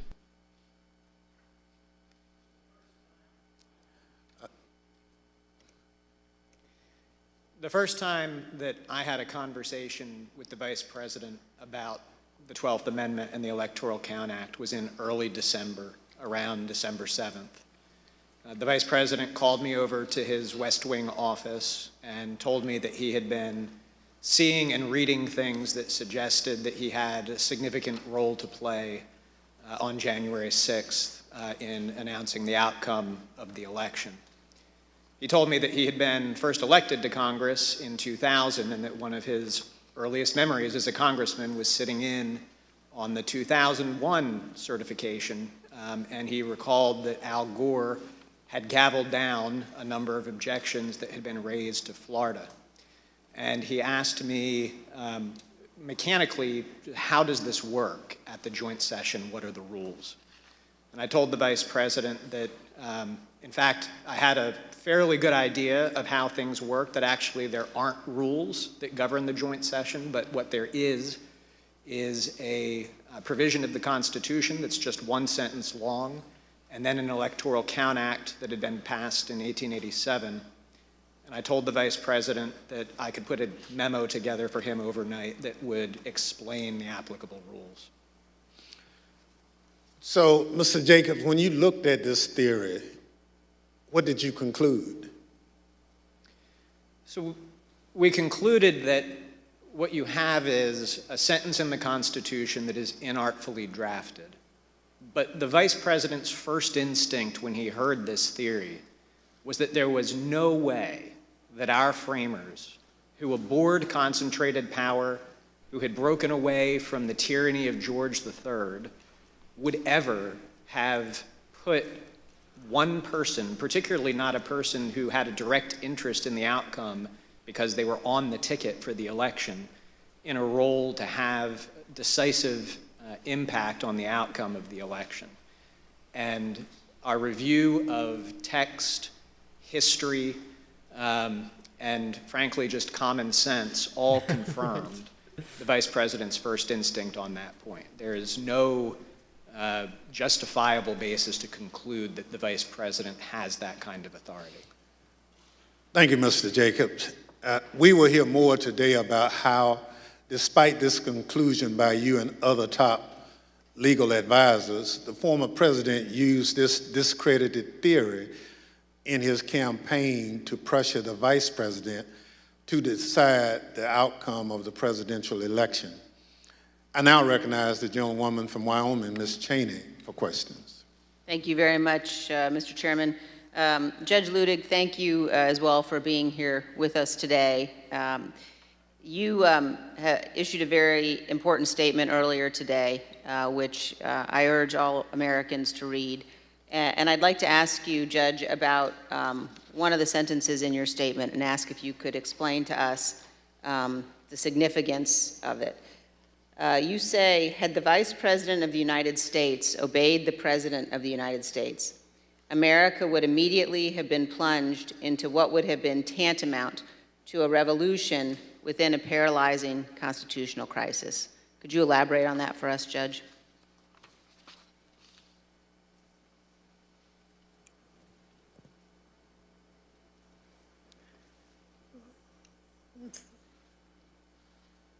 Thank you, Madam Vice Chairman.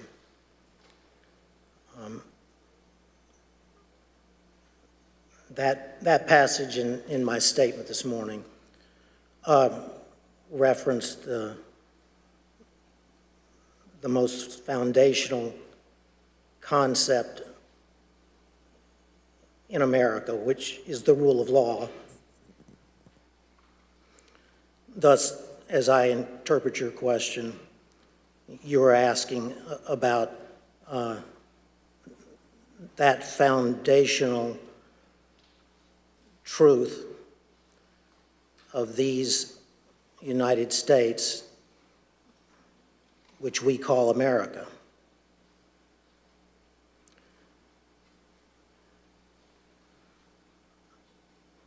The foundational truth is the rule of law. That foundational truth is, for the United States of America, the profound truth. But it's not merely the profound truth for the United States. It's also the simple truth, the simple foundational truth of the American Republic. Thus, in my view, the hearings being conducted by this select committee are examining that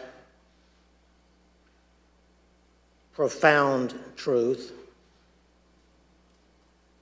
namely the rule of law in the United States of America. The specific question, of course, before you and before the nation, not before me, is whether that foundational rule of law was supremely violated on January 6, 2021. Now, to the question specifically that you asked, Madam Vice Chair, I believe that had Vice President Pence obeyed the orders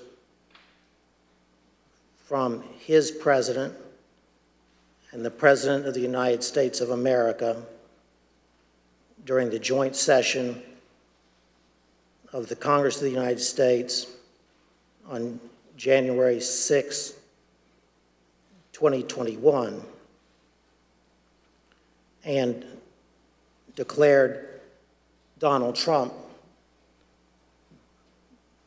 the next President of the United States, notwithstanding that then President Trump had lost the Electoral College vote as well as the popular vote in the 2020 presidential election.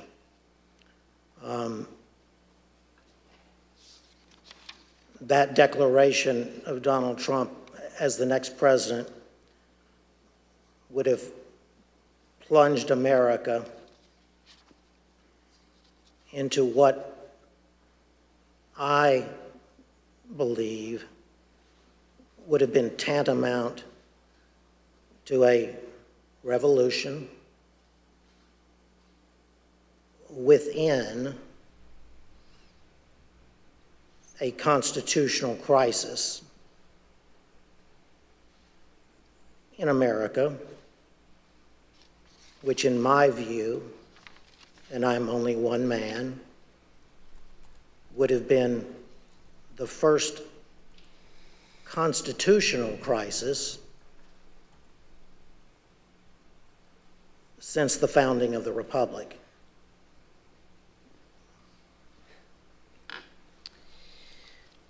Thank you very much, Judge, for your solemn attention to these issues and for your appearance here today.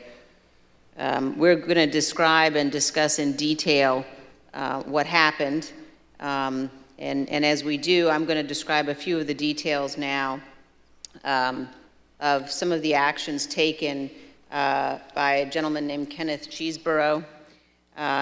After the Electoral College met and cast their votes on December 14th. Actually, the day before they met, Kenneth Chesebro sent a memo to Rudy Giuliani, the president's lead outside counsel. Mr. Chesebro wrote to Mayor Giuliani that the vice president is charged with, quote, making judgments about what to do if there are conflicting votes, close quote. Mr. Chesebro wrote that when the joint session of Congress got to Arizona in the alphabetical list of states, the vice president should not count the Biden votes, quote, because there are two slates of votes. His justification, which we will learn more about in our next hearing, was that a group of Trump supporters in Arizona and other swing states decided to proclaim themselves the true electors for the state, creating two sets of electors, the official electors selected by the state and a group of fake electors. This document was ordered to be produced to the Select Committee by a federal district court judge. As you will see on the screen shortly, Judge David Carter wrote, quote, the draft memo pushed a strategy that knowingly violated the Electoral Count Act. The judge concluded that, quote, the memo is both intimately related to and clearly advanced the plan to obstruct the joint session of Congress on January 6, 2021. A few days later, Professor John Eastman took up this cause. Eastman was at the time a law professor at Chapman University Law School. He prepared a memo outlining the nonsensical theory that the vice president could decide the outcome of the election at the joint session of Congress on January 6th. You will see portions of this memo on the screen. In the first line, he wrote, quote, 7 states have transmitted dual slates of electors to the President of the Senate.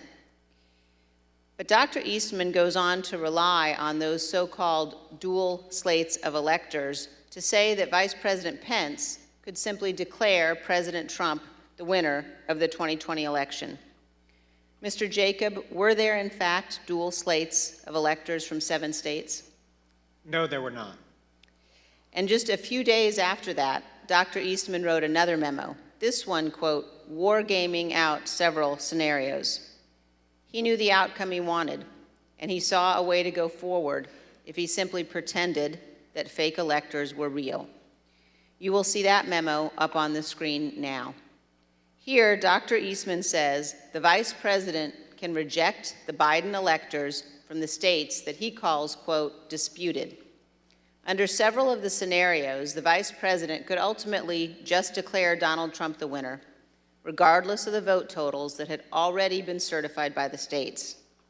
However, this was false, and Dr. Eastman knew it was false. In other words, it was a lie.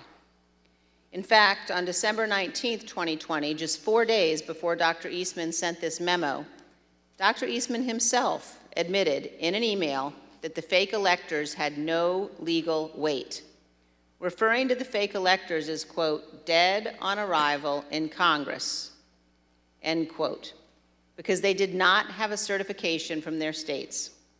Judge Ludig, did the Trump electors in those 7 states who were not certified by any state authority have any legal significance?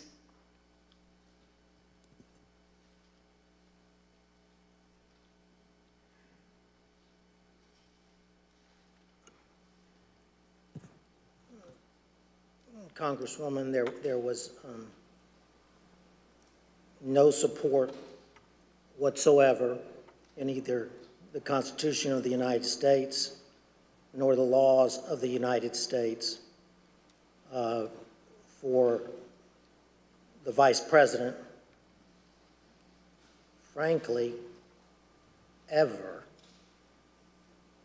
to count alternative electoral slates from the states that had not been officially certified by the designated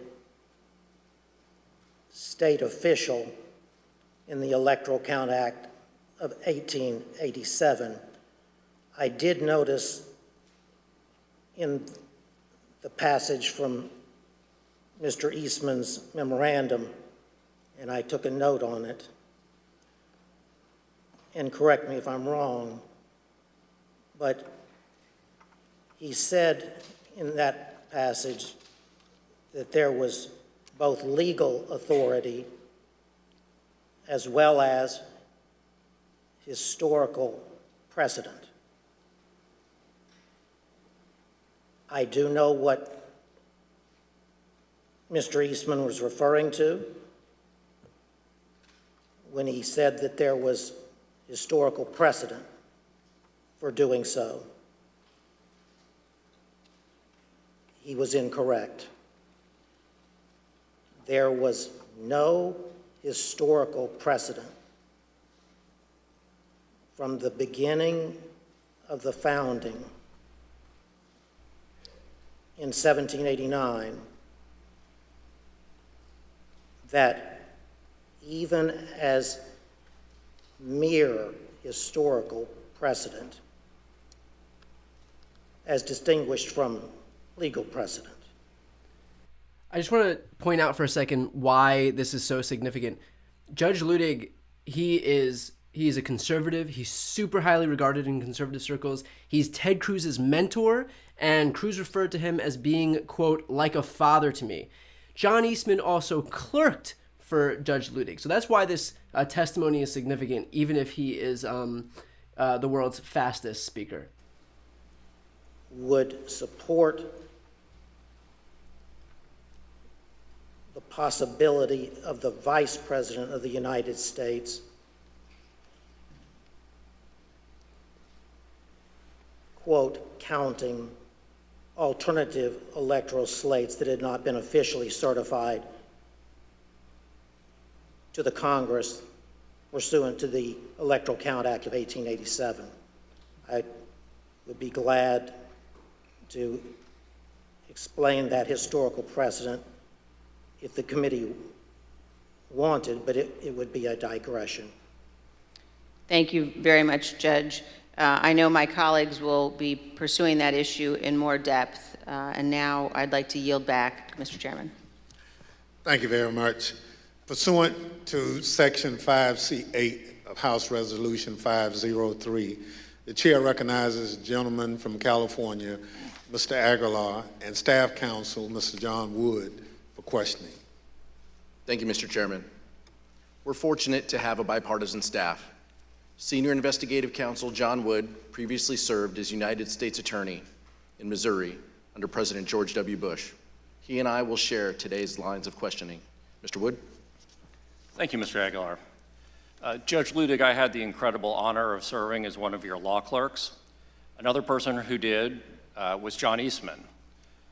And you have written that Dr. Eastman's theory that the vice president could determine who the next president of the United States is, in your words, incorrect at every turn. Could you please explain briefly your analysis?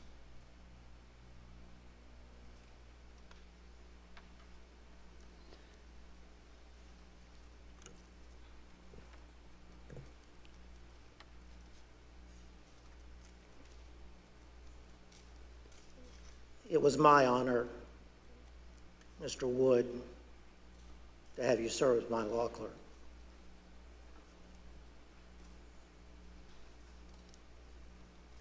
I could answer that question perfectly if I had at my disposal some coffee. Either Mr. Eastman's tweet or my own analytical tweet of September 21st, but I don't. But that said, let me try to remember the analysis of Mr. Eastman's analysis. And Judge, I can read to you and to the audience, I think what was a really key passage from your very insightful analysis when you wrote, I believed that Professor Eastman was incorrect at every turn of the analysis in his January 2nd memorandum, beginning with his claim that there were legitimate competing slates of electors presented from 7 states, and you've already addressed that issue. But your next sentence said, continuing to his conclusion that the vice president could unilaterally decide not to count the votes from the 7 states from which competing slates were allegedly presented. So what was your basis for concluding that Dr. Eastman was incorrect in his conclusion that the vice president could unilaterally decide not to count the votes from these disputed states? I understand. As I previously stated in response to Congresswoman Cheney, there was no basis in the Constitution or laws of the United States at all for the theory espoused by Mr. Eastman. At all. None. With all respect to my co-panelist, he said, I believe in partial response to one of the Select Committee's questions, that the single sentence in the 12th Amendment was, he thought, inartfully written. That single sentence is not inartfully written. It was pristine clear that the President of the Senate on January 6th, the incumbent Vice President of the United States, had little substantive constitutional authority, if any, at all. The 12th Amendment, the single sentence that Mr. Jacob refers to, says in substance that following the transmission of the certificates to the Congress of the United States and under the Electoral Count Act of 1887, the Archivist of the United States, that the presiding officer shall open the certificates in the presence of the Congress of the United States in joint session. It then says unmistakably, not even that the Vice President himself shall count the electoral votes. It clearly says merely that the electoral count votes shall then be counted. It was the Electoral Count Act of 1887 that filled in, if you will, the simple words of the 12th Amendment in order to construct for the country a process for the counting of the sacred process for the counting of the electoral votes from the states, that neither our original Constitution nor even the 12th Amendment had done. The irony, if you will, is that from its founding until 1887, when Congress passed the Electoral Count Act, the nation had been in considerable turmoil during at least 5 of its presidential elections, beginning as soon thereafter from the founding as 1800. So it wasn't for almost 100 years later until the Electoral Count Act was passed. So that's why, in my view, that piece of legislation is not only a work in progress for the country, but at this moment in history, an important work in progress that needs to take place. That was long-winded, I understand. Well, Judge Ludig, at the risk of oversimplifying for the non-lawyers who are watching, is it fair to say that the 12th Amendment basically says 2 things happen? The Vice President opens the certificates and the electoral votes are counted. Is it that straightforward?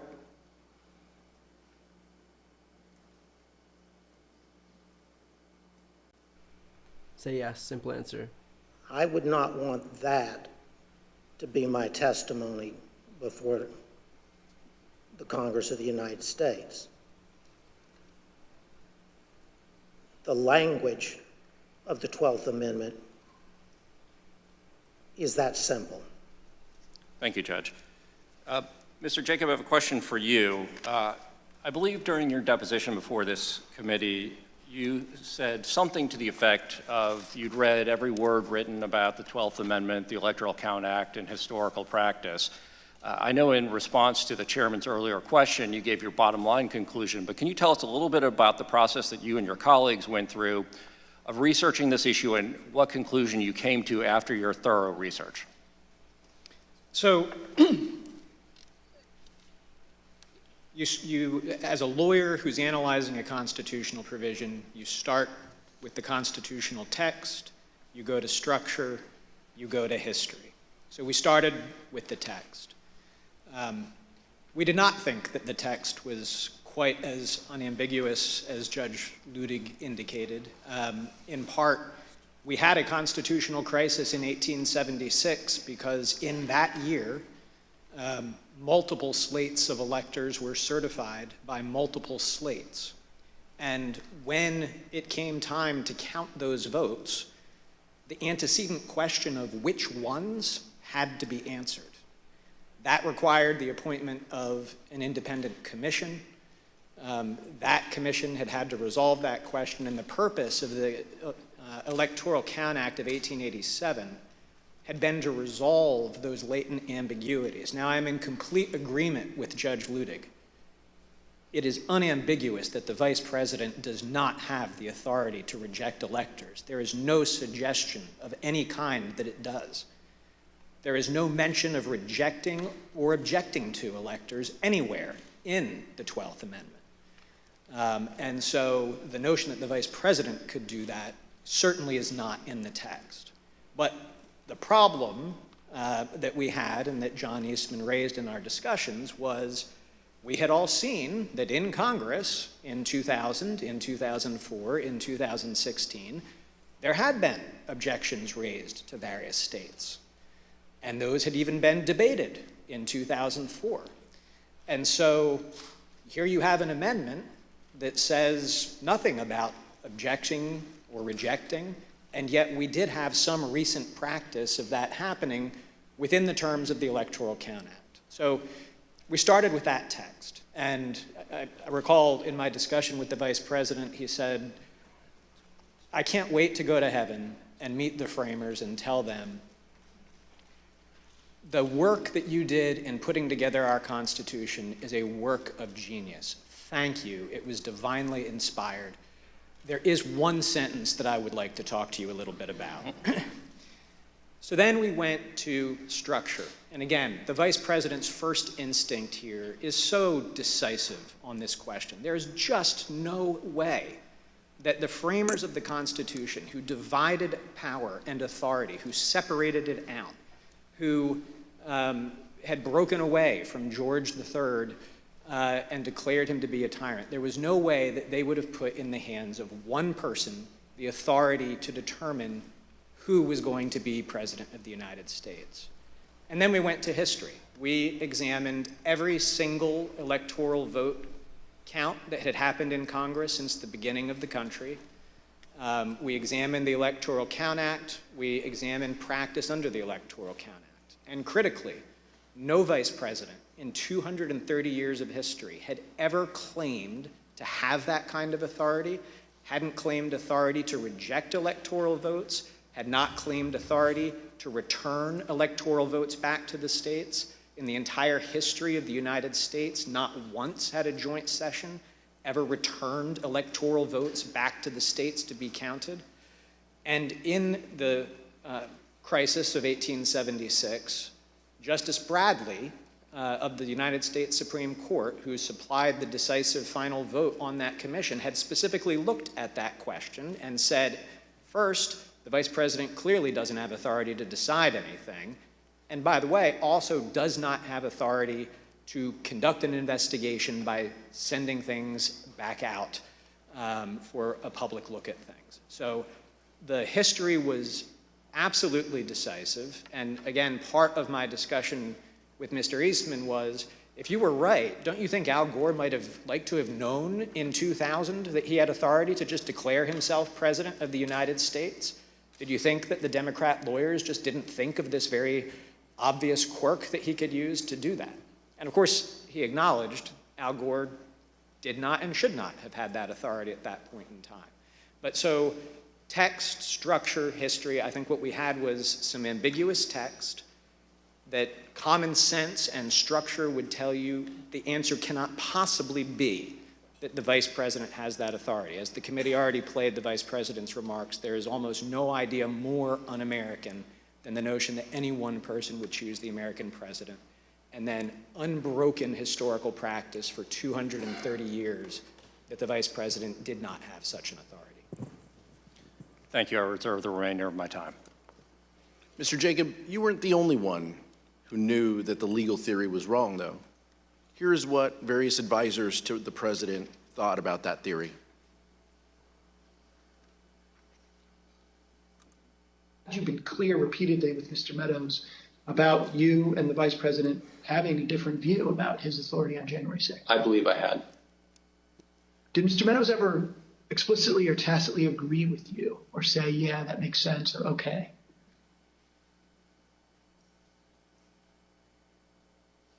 I believe that that Mark did agree. What makes you say that? I believe that's what he told me. But as I mentioned, I think Mark had told so many people so many different things that it was not something that that I would necessarily accept as, okay, well, that means that's resolved. I see. Tell me more what he told you on this topic. Well, I think it was that, the vice president doesn't have any broader role. And I think he was understanding of that. So despite the fact that he may have said other things to the president or others, to you, he said he understands the vice president has no role. Yes. Okay. Did he say that to you several times? A couple times. Mm-hmm. Before January 6th? Yes. The way it was communicated to me was that Pat Cipollone thought the idea was nutty and had at one point confronted Eastman basically with the same sentiment.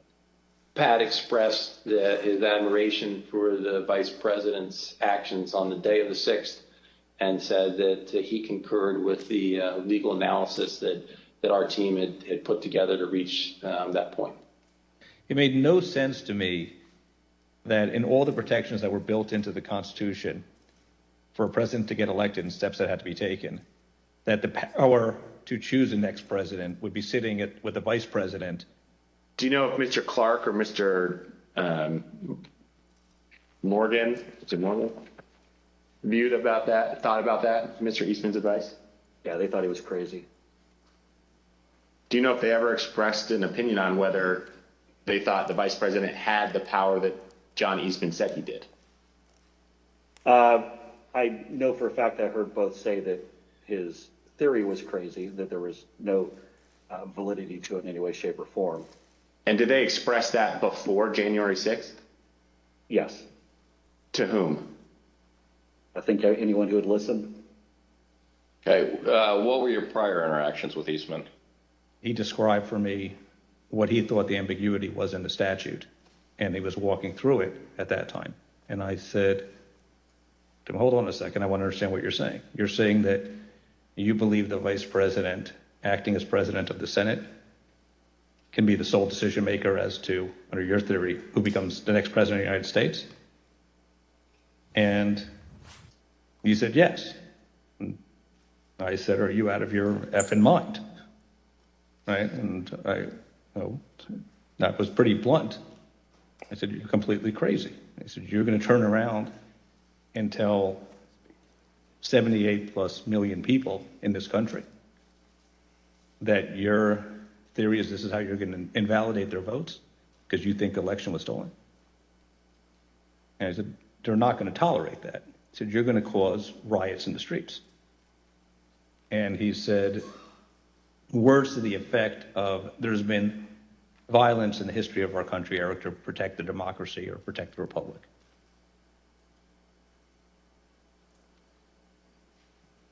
In fact, there was a risk that the lawyers in the White House counsel's office would resign. For example, Fox News host Sean Hannity expressed concern that the entire White House counsel's office could quit. As you can see from these texts, Mr. Hannity wrote to White House Chief of Staff Mark Meadows that, quote, "We can't lose the entire White House counsel's office. I do not see January 6th happening the way he is being told." A few days later, on January 5th, Mr. Hannity wrote to Mr. Meadows that, quote, "I'm very worried the next 48 hours. Pence pressure, White House counsel will leave." While Sean Hannity was apparently very concerned about the possibility that the White House counsel would resign in protest of the president's effort to force the vice president to violate the Constitution, some others close to the president were more dismissive of the White House counsel's position. Here's what Trump's son-in-law and senior advisor Jared Kushner said during his deposition regarding the White House counsel Pat Cipolloni's threats to resign. Jared, are you aware of instances where Pat Cipollone threatened to resign? I kind of, like I said, my interest at that time was on trying to get as many pardons done. And I know that, he was always, him and the team were always saying, oh, we're going to resign. We're not going to be here if this happens, if that happens. So I kind of took it up to just be whining, to be honest with you. The president's own lead outside counsel, Rudy Giuliani, also seemed to concede that the vice president did not have the authority to decide the outcome of the election or send it back to the states. Here's what White House attorney Eric Hirschman said about his call with Mayor Giuliani on the morning of the 6th. The morning of January 6th, I think he called me out of the blue, right? And I was like getting dressed. And we had an intellectual discussion about Eastman's, I don't know if it's Eastman's theory per se, but the VP's role. And he was asking me my view and analysis and then the practical implications of it. And when we finished, he said, like, I believe that, you're probably right. I think he thought when we're done that it would be something he'd have to consider if he was sitting on the bench.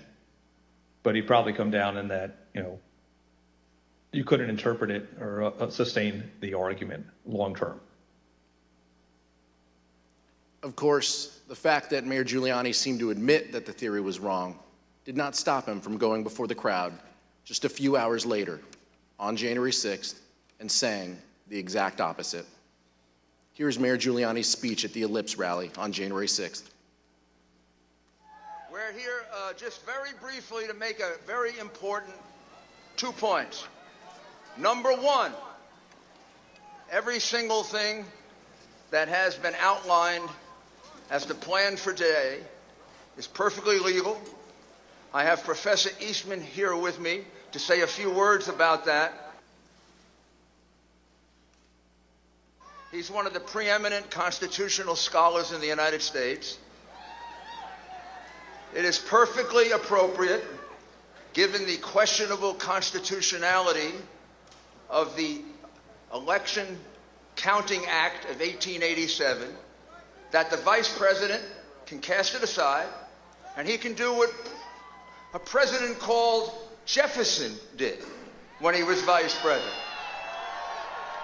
He can decide on the validity of these crooked ballots. What a clown.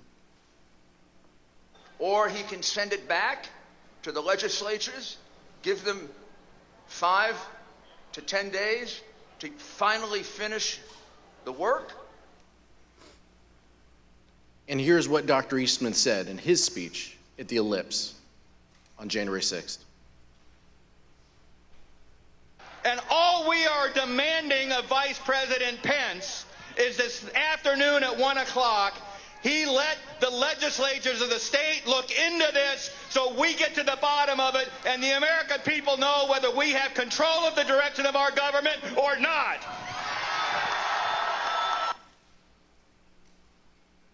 Even Dr. Eastman knew his theory didn't hold water. Mr. Jacob, you discussed and even debated this theory at length with Dr. Eastman. Did Dr. Eastman ever tell you what he thought the U.S. Supreme Court would do if it had to decide this issue? Yes. We had an extended discussion, an hour and a half to 2 hours on January 5th. And when I pressed him on the point, I said, John, if the Vice President did what you were asking him to do, we would lose 9-0 in the Supreme Court, wouldn't we? And he initially started it, well, I think maybe you would lose only 7-2. And after some further discussion, acknowledged, well, yeah, you're right, we would lose 9-0. I appreciate that. In our investigation, the Select Committee has obtained evidence suggesting that Dr. Eastman never really believed his own theory. Let me explain. On the screen, you can see a draft letter to the President from October 2020.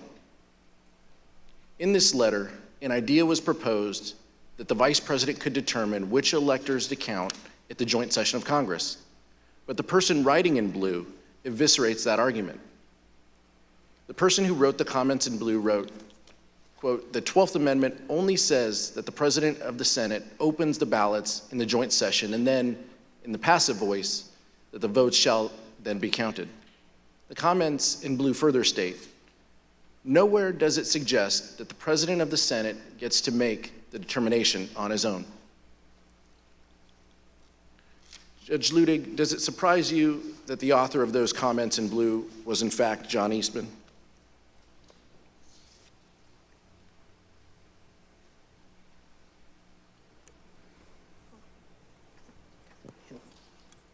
Yes, it does, Congressman. But let me, watching this unfold, let me try to unpack what was at the root of what I have called the blueprint to overturn the 2020 election. And it is this, and I had foreshadowed this answer in my earlier testimony to Congresswoman Cheney. Mr. Eastman, from the beginning, said to the President that there was both legal as well as historical precedent for the Vice President to overturn the election. And what we've heard today, I believe, is what happened within the White House and elsewhere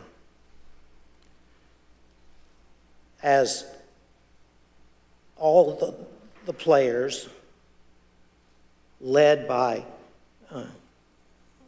Mr. Eastman got wrapped around the axle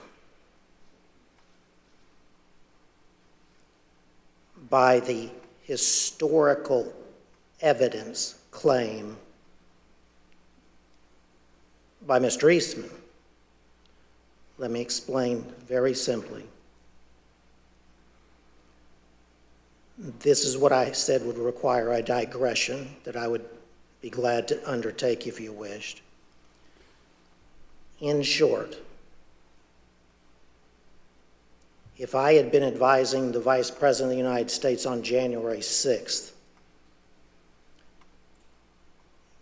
and even if then Vice President Jefferson and even then Vice President John Adams and even then Vice President Richard Nixon had done exactly what the President of the United States wanted his Vice President to do,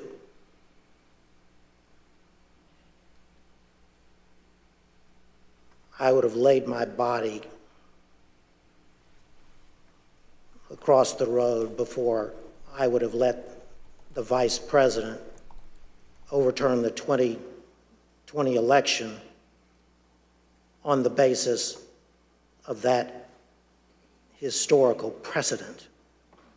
But what this body needs to know, and now America needs to know, is that that was the centerpiece of the plan to overturn the 2020 election. It was the historical precedent in the years and with the vice presidents that I named, as Congressman Raskin understands well. And the effort by Mr. Eastman and others was to drive that historical precedent up to and under that single sentence, single pristine sentence in the 12th Amendment to the United States Constitution, taking advantage of, if you will, what many have said is the inartful wording of that sentence in the 12th Amendment. Scholars before 2020 would have used that historical precedent to argue not that Vice President Pence could overturn the 2020 election by accepting non-certified state electoral votes, but they would have made arguments as to some substantive,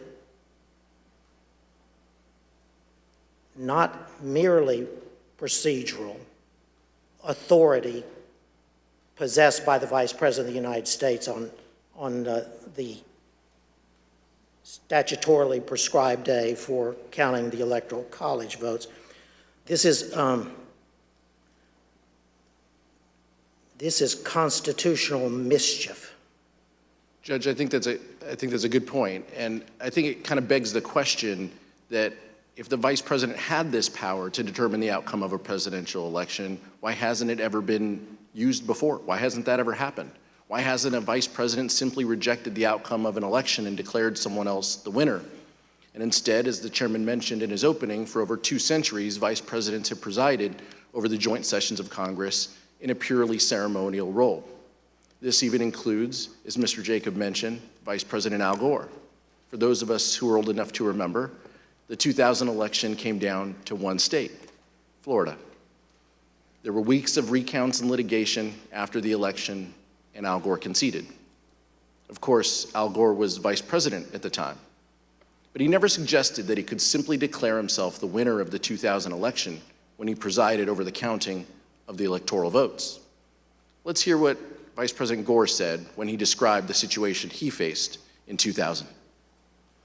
Importance of the United States of America in all of human history. In Lincoln's phrase, we still are the last best hope of humankind. And the choice between one's own disappointment in your personal career and upholding the noble traditions of America's democracy is a pretty easy choice when it comes down to it. Mr. Jacob, did Dr. Eastman say whether he would want other vice presidents such as Al Gore after the 2000 election or Kamala Harris after the 2024 election to have the power to decide the outcome of the election? So this was one of the many points that we discussed on January 5th. He had come into that meeting trying to persuade us that there was some validity to his theory. I viewed it as my objective to persuade him to acknowledge he was just wrong. And I thought this had to be one of the most powerful arguments. I mean, John, back in 2000, you weren't jumping up and saying Al Gore had this authority to do that. You would not want Kamala Harris to be able to exercise that kind of authority in 2024 when I hope Republicans will win the election, and I know you hope that too, John. And he said, absolutely. Al Gore did not have a basis to do it in 2000.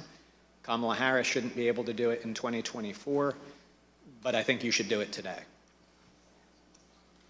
Mark Short told the Select Committee that Vice President Pence consulted with one of his predecessors, Vice President Dan Quayle, regarding the role of the Vice President. Vice President Quayle confirmed Pence's view that the role was purely ceremonial. Mr. Short also told the committee that he, Mr. Short, received a call from former House Speaker Paul Ryan. Here is Mr. Short's description of his conversation with Speaker Ryan. Speaker Ryan wanted to call and say, you know, you don't have any greater authority. And I said to him, Mr. Speaker, you know, Mike, you know he doesn't, you know he recognizes that. And we sort of laughed about it, and he said, I get it. And he later spoke to the vice president, too, to, I think, have the same conversation. Fortunately for the fate of our republic, Vice President Pence refused to go along with President Trump's demands that he determine the outcome of the presidential election.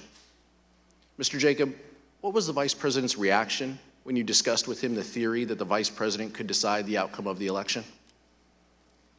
Congressman, as I've testified, the vice president's first instinct was that there was no way that any one person, particularly the vice president who is on the ticket and has a vested outcome in the election, could possibly have the authority to decide it by rejecting electors or to decisively alter the outcome by suspending the joint session for the first time in history in order to try to get a different outcome from state legislatures. Despite the fact that the vice president had a strongly held and correct view that he could not decide the outcome of the election, President Trump launched a multi-week campaign of both public and private pressure to get the Vice President Mike Pence to violate the Constitution. Here are some examples of the intense pressure the Vice President faced from all sides and what his Chief of Staff thought of it. I hope Mike Pence comes through for us, I have to tell you. I hope that our great Vice President comes through for us. He's a great guy. Of course, if he doesn't come through, I won't like him quite as much. Was it your impression that the vice president had directly conveyed his position on these issues to the president, not just to the world through a Dear Colleague letter, but directly to President Trump? Many times. And had been consistent in conveying his position to the president? Very consistent. I am aware of the fact that the president was upset with the way Pence acted. Are we to assume that this is going to be a climactic battle? Well, I think a lot of that depends on the courage and the spine of the individuals involved. That would be a nice way to say a guy named Vice President Mike Pence? Yes. I think we've been clear as to what the vice president's role was. I think the vice president been clear with the president, and I think I've been clear with Mark Meadows. I think the vice president is going to throw down tomorrow and do the right thing because, Lou, like I said before, this is a time for choosing. People are going to look back at this moment tomorrow and remember where every single one of their elected officials were. Did they vote for the rule of law and getting these elections right, or did they give it away to the Democrats and the people who cheated and stole their way through this election? Definitely in the, when I got back into town, as talk say like the 5th and the 6th, the president was, all the attention was on what Mike would do or what Mike wouldn't do. The vice president really was not wavering in his commitment to what his responsibility was. And so, yeah, was it painful? Sure.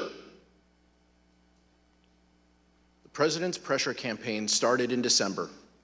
For example, although the vice president made his views clearly and unmistakably known to the president and others in the White House, on December 23rd, President Trump retweeted a memo from an individual named Ivan Reichland entitled Operation Pence Card that called on the vice president to refuse the Electoral College votes from certain states that had certified Joe Biden as the winner. President Trump started his pressure campaign in December, but he dialed up the pressure as January 6th approached.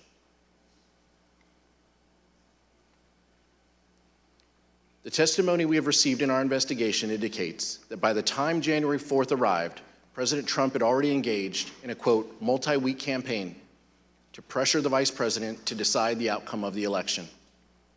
This had included private conversations between the two leaders, Trump's tweets, and at least one meeting with members of Congress. We understand that the vice president started his day on January 4th with a rally in Georgia for the Republican candidates in the U.S. Senate runoff. When the vice president returned to Washington, he was summoned to meet with the president regarding the upcoming joint session of Congress. Mr. Jacob, who attended that meeting? The attendees were the vice president, the president, Mark Short, the chief of staff to the vice president, myself, and John Eastman. There was about a 5-minute period where Mark Meadows came in on a different issue. Let's show a photo of that meeting. Mr. Jacob, during that meeting between the president and the vice president, what theories did Dr. Eastman present regarding the role of the vice president in counting the electoral votes? During the meeting on January 4th, Mr. Eastman was opining that there were 2 legally viable arguments as to authorities that the vice president could exercise 2 days later on January 6th. One of them was that he could reject electoral votes outright. The other was that he could use his capacity as presiding officer to suspend the proceedings and declare essentially a 10-day recess during which states that he deemed to be disputed, there was a list of 5 to 7 states that the exact number changed from conversation to conversation, but that the vice president could sort of issue a demand to the state legislatures in those states to re-examine the election and declare who had won each of those states. So he said that both of those were legally viable options. He said that he did not recommend, upon questioning, he did not recommend what he called the more aggressive option, which was reject outright, because he thought that that would be less politically palatable. The imprimatur of state legislature authority would be necessary to ultimately have public acceptance of an outcome in favor of President Trump, and so he advocated that the preferred course of action would be the procedural route of suspending the joint session and sending the election back to the states. Mr. Jacob, I know you won't discuss the direct conversations between the president and the vice president, so rather than asking you what the vice president said in that meeting, I'll ask you a more general question. Did the vice president ever waver in his position that he could not unilaterally decide which electors to accept? The vice president never budged from the position that I have described as his first instinct, which was that it just made no sense from everything that he knew and had studied about our Constitution that one person would have that kind of authority.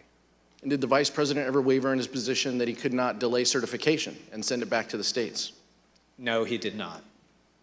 Did Dr. Eastman admit in front of the president that his proposal would violate the Electoral Count Act? So during that meeting on the 4th, I think I raised the problem that both of Mr. Eastman's proposals would violate several provisions of the Electoral Count Act. Mr. Eastman acknowledged that that was the case, that even what he viewed as the more politically palatable option would violate several provisions, but he thought that we could do so because in his view the Electoral Count Act was unconstitutional, and when I raised concerns that that position would likely lose in court, his view was that the court simply wouldn't get involved. They would invoke the political question doctrine, and therefore we could have some comfort proceeding with that path. Mr. Wood? But just to reiterate, he told you, maybe this was in a later conversation, but he told you at some point that if in fact the issue ever got to the Supreme Court, his theory would lose 9-0, correct? The next morning, starting around 11 or 11:30, we met for an hour and a half to 2 hours. And in that meeting, I've already described the text, structure, history conversation, but we started walking through all of that. And I said, John, basically what you have is some text that may be a little bit ambiguous, but then nothing else that would support it, including the fact that nobody would ever want that to be the rule.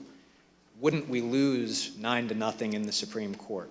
And again, he initially started, well, maybe you'd only lose 7-2, but ultimately acknowledged that no, we would lose 9-0. No judge would support his argument. After his meeting with the vice president, Donald Trump flew to Georgia for a rally in support of the Republican candidates in the United States Senate runoff. Even though the vice president had been steadfast in resisting the president's pressure, President Trump continued to publicly pressure Vice President Pence in his Georgia speech. Rather than focusing exclusively on the Georgia Senate runoff, Trump turned his attention to Mike Pence. Here's what the president said during that rally in Georgia. Pence comes through for us, I have to tell you. I hope that our great vice president comes through for us. He's a great guy. Of course, if he doesn't come through, I won't like him quite as much. So the president had been told multiple times that the vice president could not affect the outcome of the election, but he nonetheless publicly pressured Mike Pence to do exactly that by saying, quote, if he doesn't come through, I won't like him as much. Let's turn now to January 5th. Mr. Wood? Thank you. That morning, meaning January 5th, the president issued a tweet expressly stating that the vice president had the power to reject electors. Let's look at what the president wrote. Quote, the vice president has the power to reject fraudulently chosen electors. Mr. Jacob, you've already told us about your meeting with Dr. Eastman and the president on January 4th, and you briefly made reference to the meeting you had with Dr. Eastman the next day, January 5th. Can you tell us a little bit more about that meeting with Dr. Eastman on January 5th? For example, where was the meeting? Who was there? So at the conclusion of the meeting on the 4th, the president had asked that our office meet with Mr. Eastman the next day to hear more about the positions he had expressed at that meeting, and the vice president indicated that sort of offered me up as his counsel to fulfill that duty. So we met in Mark Short's office in the executive office building across the way from the White House. Dr. Eastman had a court hearing by Zoom that morning, so it didn't start first thing, but rather started around 11. And that meeting went for about an hour and a half, 2 hours. Chief of Staff Mark Short was at that meeting most of the time. There were a few times that he left. And essentially, it was an extended discussion.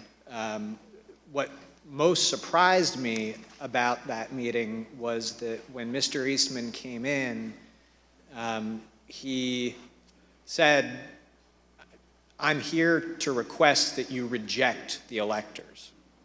So on the 4th, that had been the path that he had said, "I'm not recommending that you do that." But on the 5th, he came in and expressly requested that. And I grabbed a notebook as I was heading into the meeting. I didn't hear much new from him to record, but that was the first thing I recorded in my notes, was request that the VP reject. Just to be clear, you're saying that Dr. Eastman urged the Vice President to adopt the very same approach that Dr. Eastman appeared to abandon in the Oval Office meeting with the President the day before. Is that correct? He had recommended against it the evening before, and then on the 5th came in, and I think it was probably his first words after introductions and as we sat down were, "I'm here to request that you reject the electors in the disputed states." And you referenced a moment ago some handwritten notes, which you've provided to the Select Committee. I'd now like to show you those notes. As you can see, you wrote there at the top, the writing's a little bit faint in the copy, but you wrote, "Requesting VP reject." Does that accurately reflect what Dr. Eastman asked of you in your meeting on January 5th? Yes. And what was your reaction when Dr. Eastman said on January 5th that he was there to ask the Vice President of the United States to reject electors at the joint session of Congress? I was surprised because I had viewed it as sort of one of the key concessions that we had secured the night before from Mr. Eastman that that he was not recommending that we do that. So what did you say to him? Well, as I indicated, to some extent it simplified my task because there are more procedural complexities to the send it back to the states point of view, and I actually had spent most of my evening the night before writing a memorandum to the Vice President explaining all of the specific provisions of the Electoral Count Act that plan would violate. So instead, since he was pushing the sort of robust unilateral power theory, I've already walked the committee through the discussions that we had. I started out with our points of commonality, or what I thought were our points of commonality. We're conservatives, we're small government people, we believe in originalism as the means by which we're going to interpret this. And so we walked through the text, we walked through the history, and the committee has shown footage of Mr. Eastman on the stage on the 6th claiming that Jefferson supported his position in a historical example of Jefferson. In fact, he conceded in that meeting Jefferson did not at all support his position, that in the election of 1800, there had been some small technical defect with the certificate in Georgia. It was absolutely undisputed that Jefferson had won Georgia. Jefferson did not assert that he had any authority to reject electors. He did not assert that he had any authority to resolve any issue during the course of that. And so he acknowledged by the end that there was no historical practice whatsoever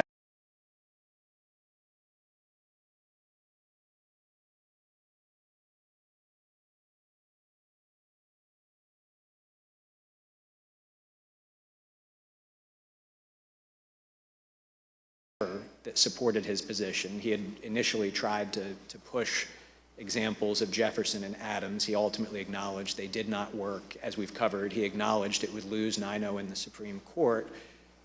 He again tried to say, but I don't think the courts will get involved in this. They'll invoke the political question doctrine, and so if the courts stay out of it, that will mean that we'll have the 10 days for the states to weigh in and resolve it.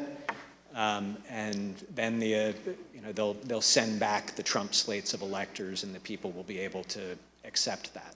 And I expressed my vociferous disagreement with that point. I did not think that this was a political question. among other things, if the courts did not step in to resolve this, there was nobody else to resolve it. You would be in a situation where you have a standoff between the President of the United States and, counterfactually, the Vice President of the United States, saying that we've exercised authorities that constitutionally we think we have, by which we have deemed ourselves the winners of the election. You would have an opposed House and Senate disagreeing with that. You would have state legislatures that, to that point, I mean, Republican leaders across those legislatures had put out statements, and we collected these for the Vice President as well, that the people had spoken in their states and that they had no intention of reversing the outcome of the election. We did receive some signed letters that Mr. Eastman forwarded us by minorities of leaders in those states, but no state had any legislative house that indicated that it had any interest in it. So you would have had just an unprecedented constitutional jump ball situation with that standoff. And as I expressed to him, that issue might well then have to be decided in the streets. Because if we can't work it out politically, we've already seen how charged up people are about this election. And so it would be a disastrous situation to be in. So I said, I think the courts will intervene. I do not see a commitment in the Constitution of the question whether the Vice President has that authority to some other actor to resolve. There's arguments about whether Congress and the Vice President jointly have a constitutional commitment to generally decide electoral vote issues. I don't think that they have any authority to object or reject them. I don't see it in the 12th Amendment, but nonetheless. And I concluded by saying, John, in light of everything that we've discussed, can't we just both agree that this is a terrible idea? And he couldn't quite bring himself to say yes to that, but he very clearly said, well, yeah, I see we're not going to be able to persuade you to do this. And that was how the meeting concluded. But you just described a terrifying scenario. Sounds like there could have been chaos under the Eastman approach, and you even described it as it potentially could be decided in the streets. And you described several concessions that Dr. Eastman made throughout that discussion or even debate that you had with him. At some point during that meeting on January 5th, did Dr. Eastman seem to admit that both of the theories that he had presented to the United States the day before? So the theory that the Vice President could reject electors outright and declare Donald Trump the winner, and his less aggressive theory that the Vice President could simply send it back to the states. At some point in that conversation on the 5th, did Dr. Eastman seem to admit that both of these theories suffered from similar legal flaws? So I had at least one, possibly two other conversations with Dr. Eastman later that day. In the earlier meeting, we really were focused, because his request that he made had been reject the electors outright, on why that theory was wrong and why we certainly would not be doing that. Later that day, he pivoted back to, well, we hear you loud and clear, you're not going to reject. But remember last night, I said that there was this more prudent course where you could just send it back to the states. Would you be willing to do that? And during the course of our discussion about his renewed request that we consider that option, he acknowledged to me, he put it, both Mr. Eastman and myself are graduates of the University of Chicago Law School, and he said, look, as graduates of that august institution, you and I will mutually understand that the underlying legal theory of plenary vice presidential authority is what you have to get there. Because this new theory, as I was pointing out to him, or the procedural theory, still violates several provisions of the Electoral Count Act, as he acknowledged. And the only way that you could ever be able to ignore several provisions of statutory law as if it was pretty clear that they were unconstitutional. And the only way they could be unconstitutional is if the vice president had the plenary authorities that were formed the basis for the reject the votes as well. So he acknowledged in those conversations that the underlying legal theory was the same. He just thought that the send it back to the states option would be more politically palatable, and he hoped more palatable to the vice president for that reason. And in fact, when Dr. Eastman made this concession during that meeting, according to your earlier deposition, Dr. Eastman said, just between us, University of Chicago chickens. Is that right? I don't think that the University of Chicago is going to start a Chicago Chickens fundraising club. But yes, that is the terminology that he used. He said, you know, just between us Chicago chickens, we will understand as lawyers who have studied the Constitution that the underlying basis really is the same. I reserve the remainder of my time. Thank you, Mr. Wood. Mr. Jacob, the president and the vice president meet again on that same topic the next day, January 5th, correct? So after my extended meeting with Mr. Eastman that morning, during that time, the vice president had been back at his residence working on his statement to the nation that we released the next day. He got down to the White House some point between 1 o'clock and 2 o'clock as my meeting with Mr. Eastman was wrapping up. And when Mark Short and I went over to meet with the vice president, and actually we thought maybe we had good news. We felt like we had sort of defeated Mr. Eastman, that he was sort of acknowledging that there was no there. But the vice president was then asked down to the Oval Office, and he went down to the Oval Office while Mark and I stayed back in the vice president's office. You weren't in that meeting. I was not. In the book Peril, journalists Bob Woodward and Robert Costa write that the president said, quote, "If these people say you have the power, wouldn't you want to?" The vice president says, quote, "I wouldn't want any one person to have that authority." The president responds, "But wouldn't it almost be cool to have that power?" The vice president is reported to have said, "No, look, I've read this, and I don't see a way to do it. We've exhausted every option. I've done everything I could and then some to find a way around this. It's simply not possible. My interpretation is no." To which the president says, "No, no, no. You don't understand, Mike. You can do this. I don't want to be your friend anymore if you don't do this." We asked Mark Short about this during his deposition. I don't want to be your friend anymore. An You're not coming to my understanding birthday that party. I would have. In other conversations with the vice president, he articulated to me that no, he wouldn't want that power bestowed upon any one person. Mr. Jacob, did you, Mr. Short, and the vice president have a call later that day again with the president and Dr. Eastman? So yes, we did. And what did Dr. Eastman request on that call? On that phone call, which I believe was around 5 o'clock that afternoon, Mr. Eastman stated that he had heard us loud and clear that morning. We were not going to be rejecting electors, but would we be open to considering the other course that we had discussed on the 4th, which would be to suspend the joint session and request that state legislatures re-examine certification of the electoral votes. That same day, January 5th, the New York Times ran a story about the disagreement between the president and the vice president about whether the vice president could determine the outcome of the election. Even though the New York Times story was indisputably correct, Donald Trump denied it.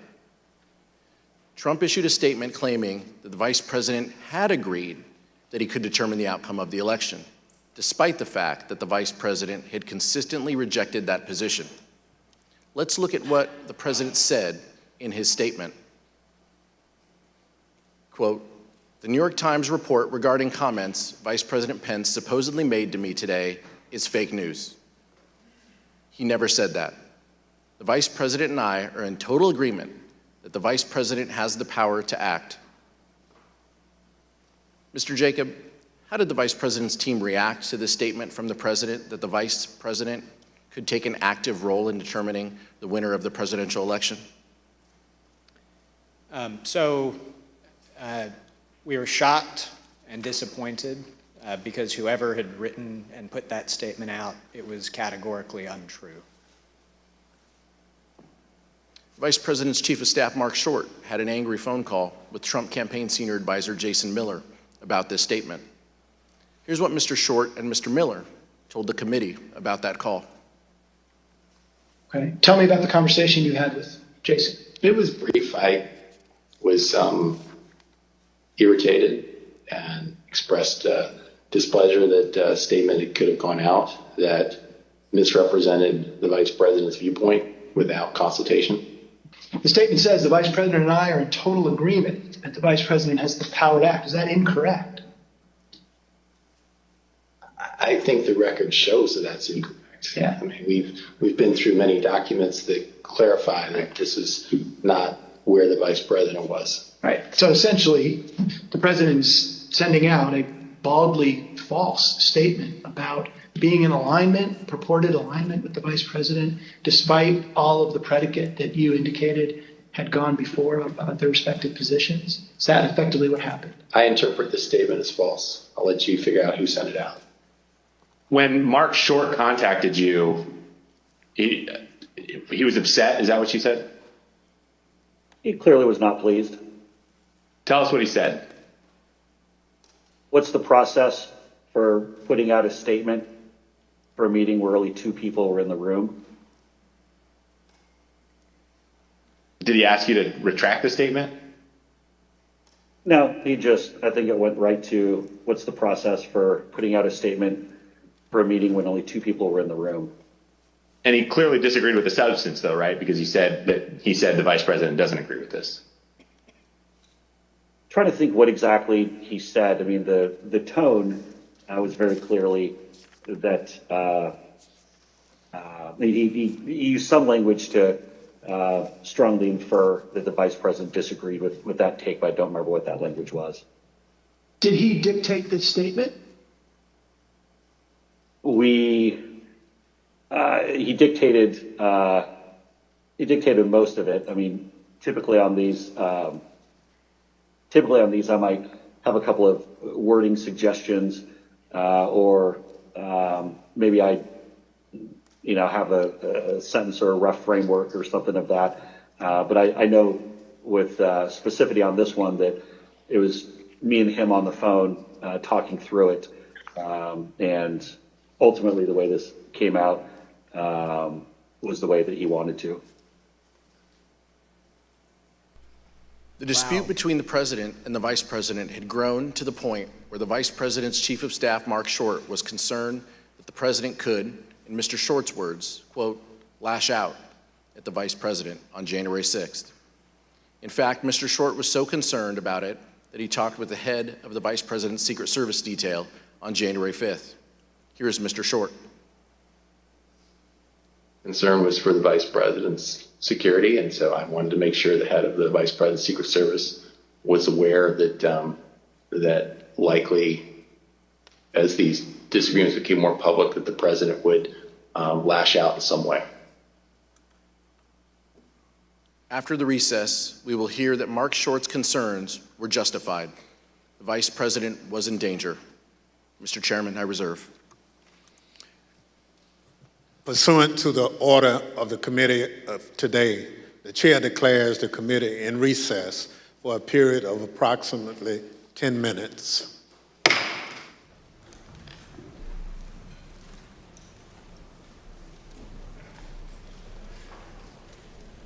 Wow, okay, so pretty importantly,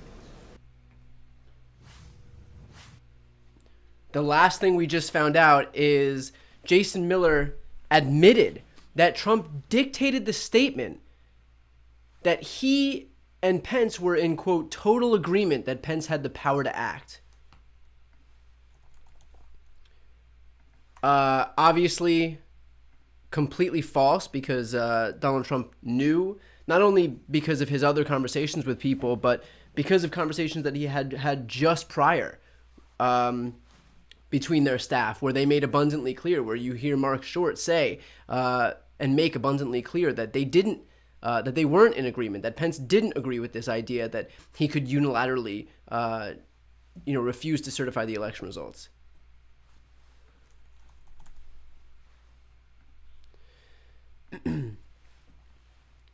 Other powerful points from this first part of this hearing today.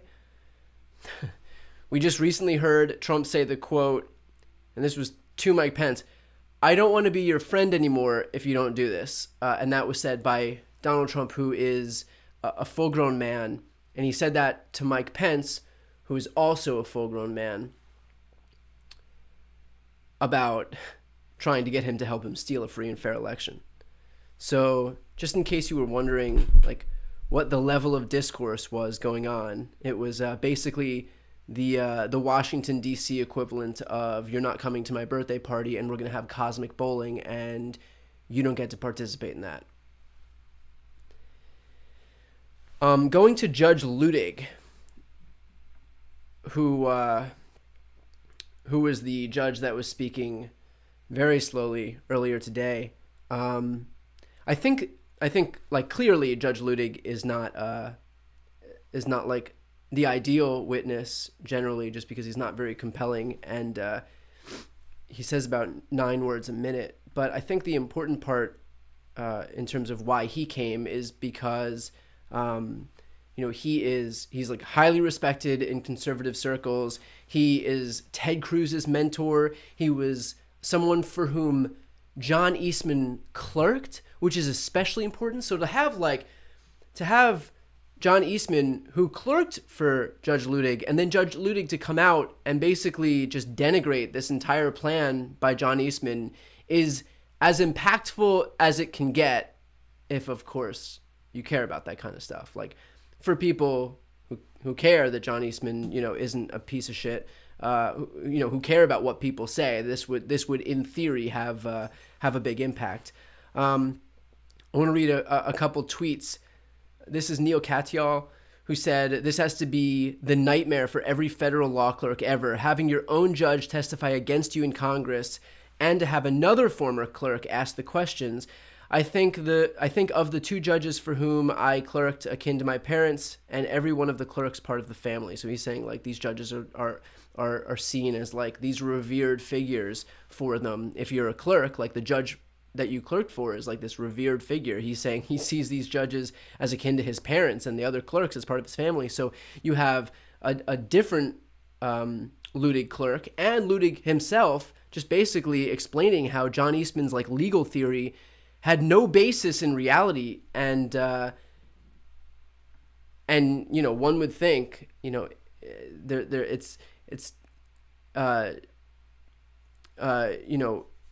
you might not, if you're someone who cares about the election theft scheme anyway and who's going to believe this bullshit anyway, this might not impact you. But if you're somebody who cares about this kind of stuff, then this would have something of an impact.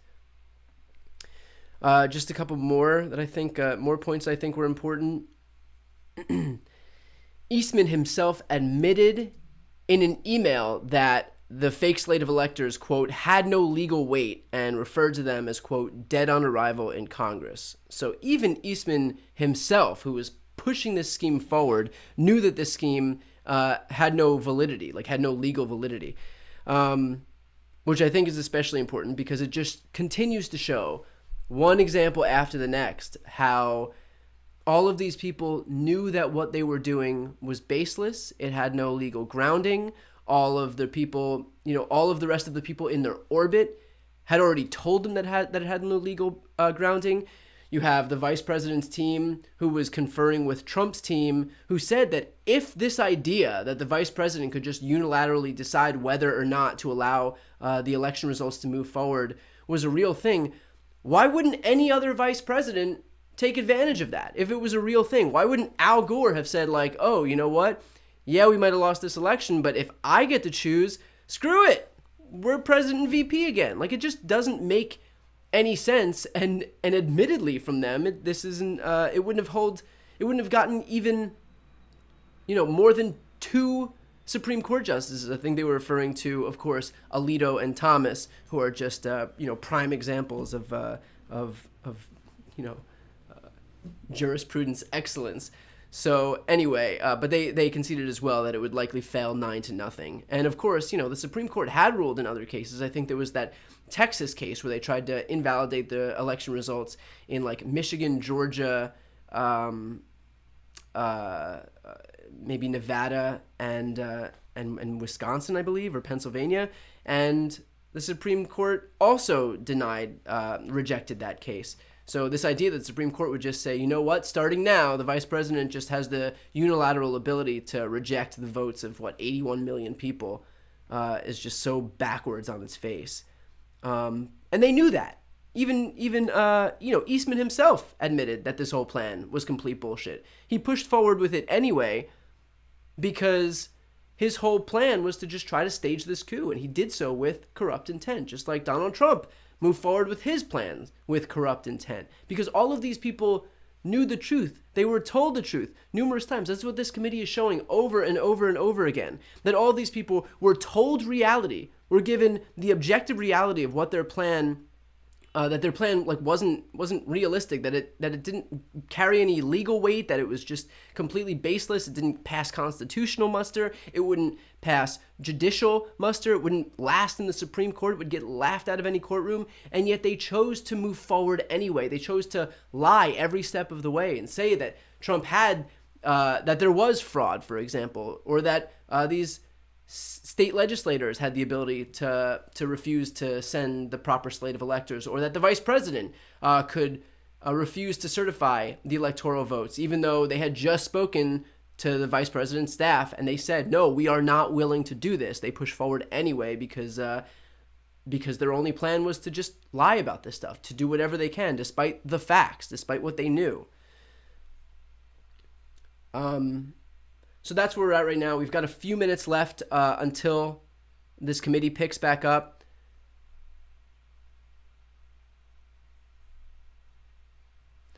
I would ask now, if you're tuning in and watching, if you could please subscribe to my channel. That is the best way to support me. I'll be streaming all of these hearings except one. That's Tuesday's hearing next week. That is the only hearing that I won't be streaming, but I'll stream every other hearing that there is. So if you can please subscribe to my channel, I would appreciate that. Doesn't cost anything. It would just be a major help for me. And you'll get notified whenever these hearings begin.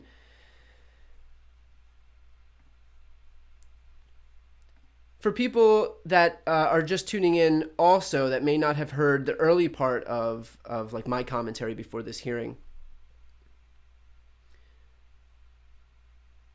Actually, we just have a response right now from John Eastman. John Eastman says, I can categorically confirm that at no time did I discuss with Mrs. Thomas or Justice Thomas any matters pending or likely to come before the court. We have never engaged in such discussions and did not do so in December 2020. So this is in reference to the fact that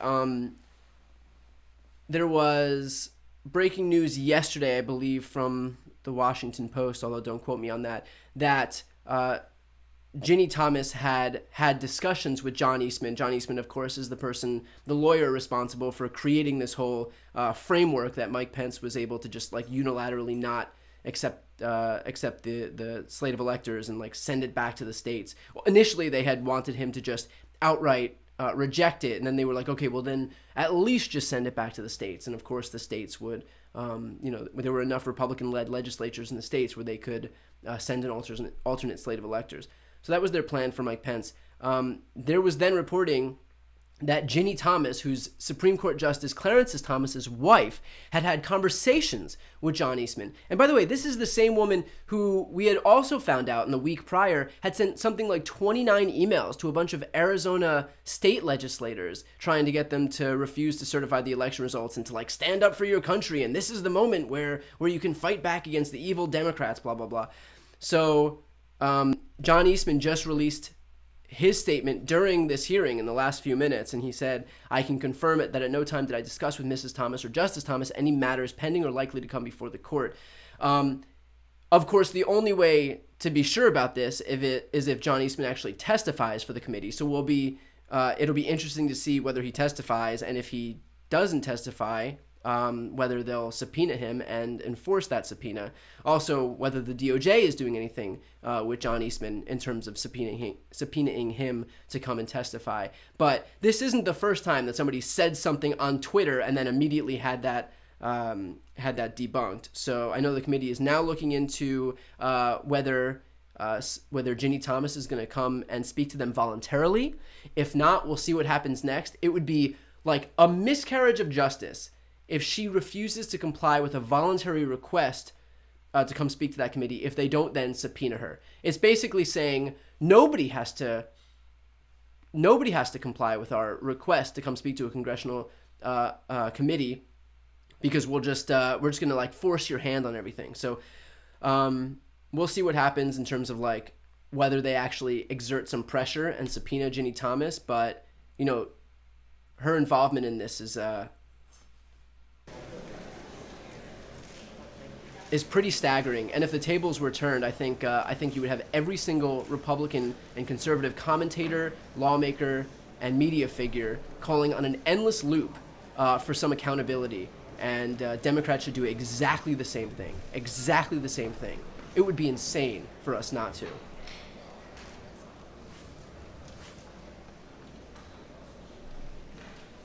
Again, one last time, if you're not yet subscribed and you're watching this and you enjoy my coverage, the best way to support me is to subscribe. So please subscribe to my channel. I would appreciate it.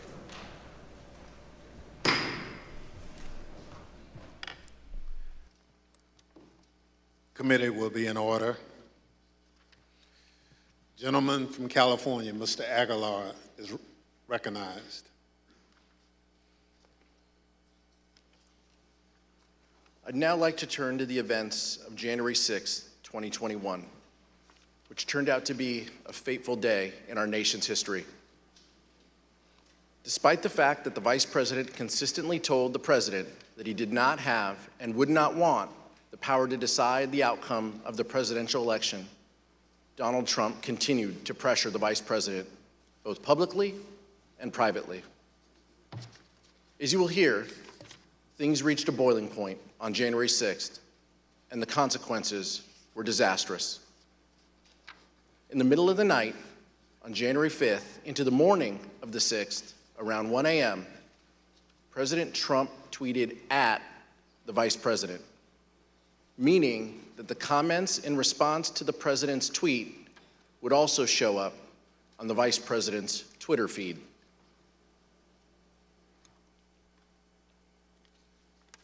The tweet stated that the Vice President could, quote, come through for us and send it back to the states. Then around 8 a.m. on January 6th, President Trump again tweeted, this time to say that the Vice President could send it back to the states and, quote, we win, and that this is the time for extreme courage.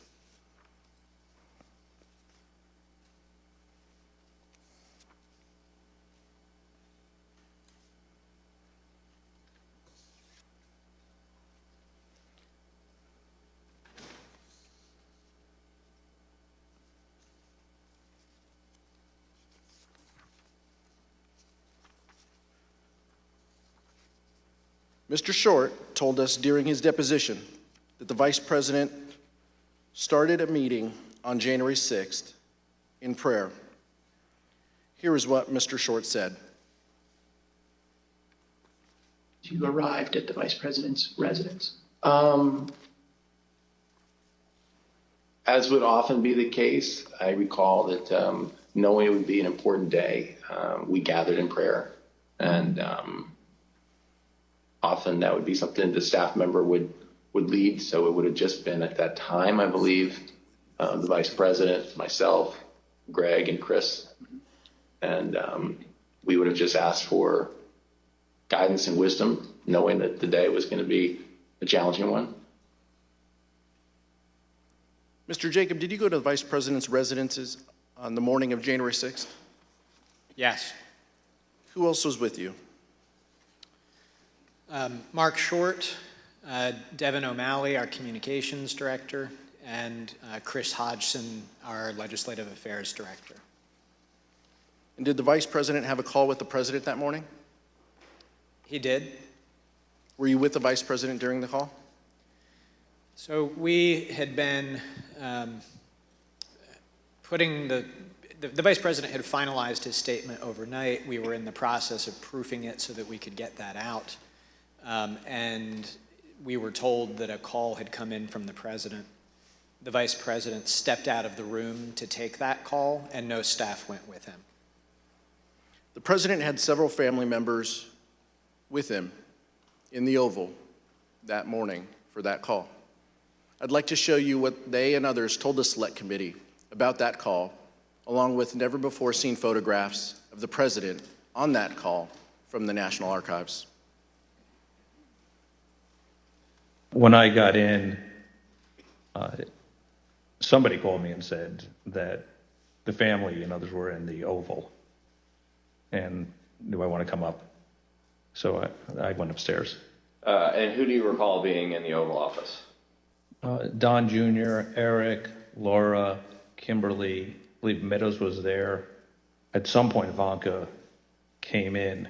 It wasn't a specific, formal discussion. It was very sort of loose and casual.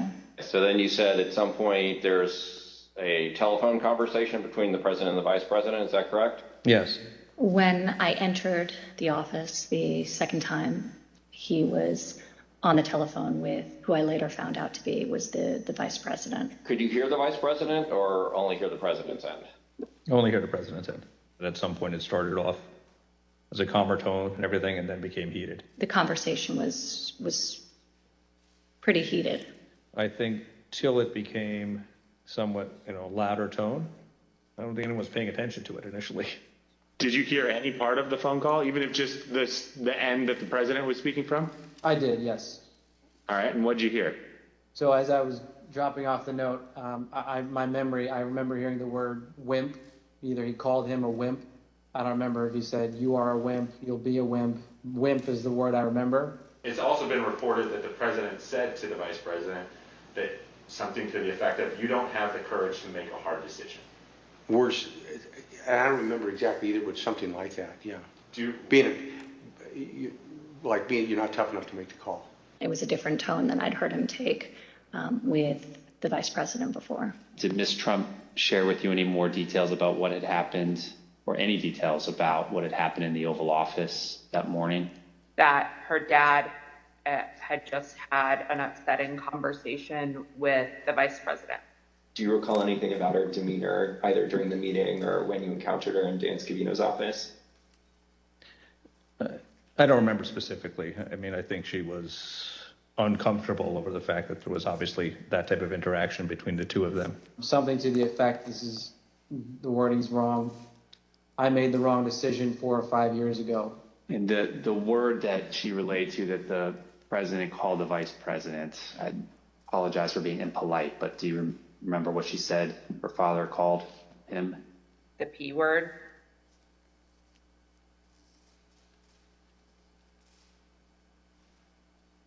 Mr. Jacob, how would you describe the demeanor of the vice president following that call with the president? When he came back into the room, I'd say that he was steely, determined, grim. Of course, the most dangerous part of what Donald Trump did on January 6th was what he did himself. As will be discussed in detail in a future hearing, our investigation found that early drafts of the January 6th ellipse speech prepared for the president included no mention of the vice president. But the president revised it to include criticism of the vice president and then further ad-libbed. Here is what the president said on January 6th after his call with Vice President Pence. I hope Mike is going to do the right thing. I hope so. I hope so. Because if Mike Pence does the right thing, we win the election. All Vice President Pence has to do is send it back to the states to recertify. And we become president, and you are the happiest people.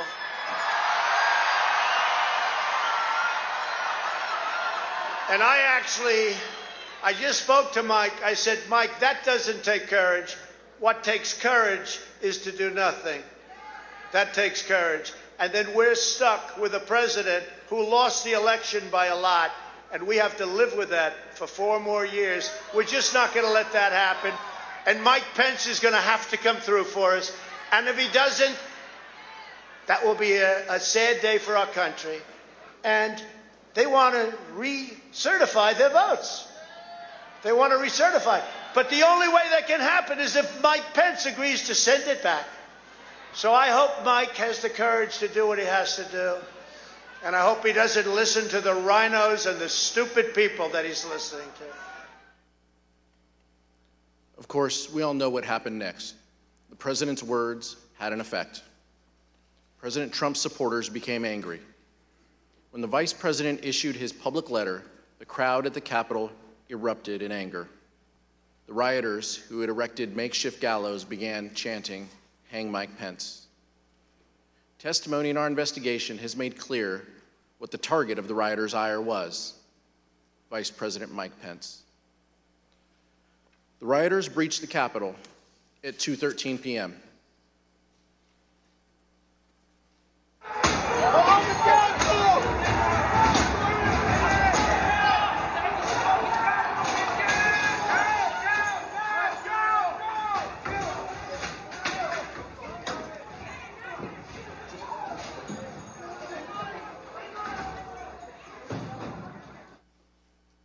Now let's take a look at what was going on at the White House at this time.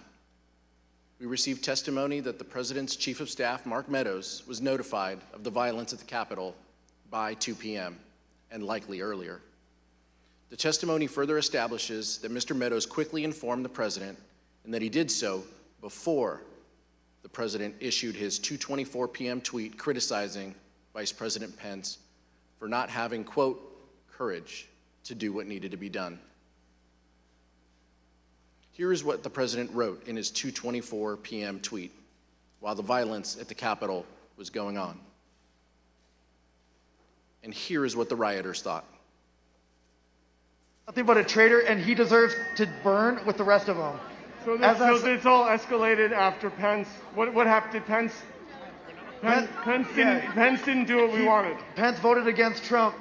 Okay, and that's when all this started? Yep. That's when we marched on the Capitol. We've been shot at with rubber bullets, tear gas. We just heard that Mike Pence is not going to reject any fraudulent elector votes.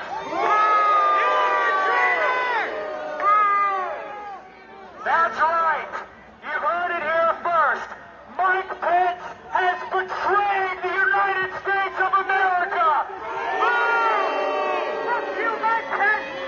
Mike Pence has betrayed this president, and he has betrayed the people of the United States, and we will never, ever forget! Yeah! It's real simple. Pence betrayed us, which apparently everybody knew he was going to, and the president mentioned it like 5 times when he talked. You can go back and watch the president's video. This is our capital. Let's be respectful to him. There's 4 million people coming in, so there's a lot of control. We love you guys. We love the cops. It's only a matter of time. Justice is coming. Although the President's Chief of Staff, Mark Meadows, has refused to testify before this committee, Mr. Meadows' aide, Ben Williamson, and White House Deputy Press Secretary Sarah Matthews testified that Mr. Meadows went to the dining room near the Oval Office to tell the president about the violence at the Capitol before the president's 2:24 p.m. tweet. In future hearings, you'll hear more about exactly what was happening in the White House at that time. But here is what some White House staff told the Select Committee. Do you know where he went? Yes, I followed him down the hallway, and I followed him into the outer Oval corridor, which is the hallway between the Oval Office hallway and the outer Oval section of the Oval Office. I followed him into that little corridor hallway.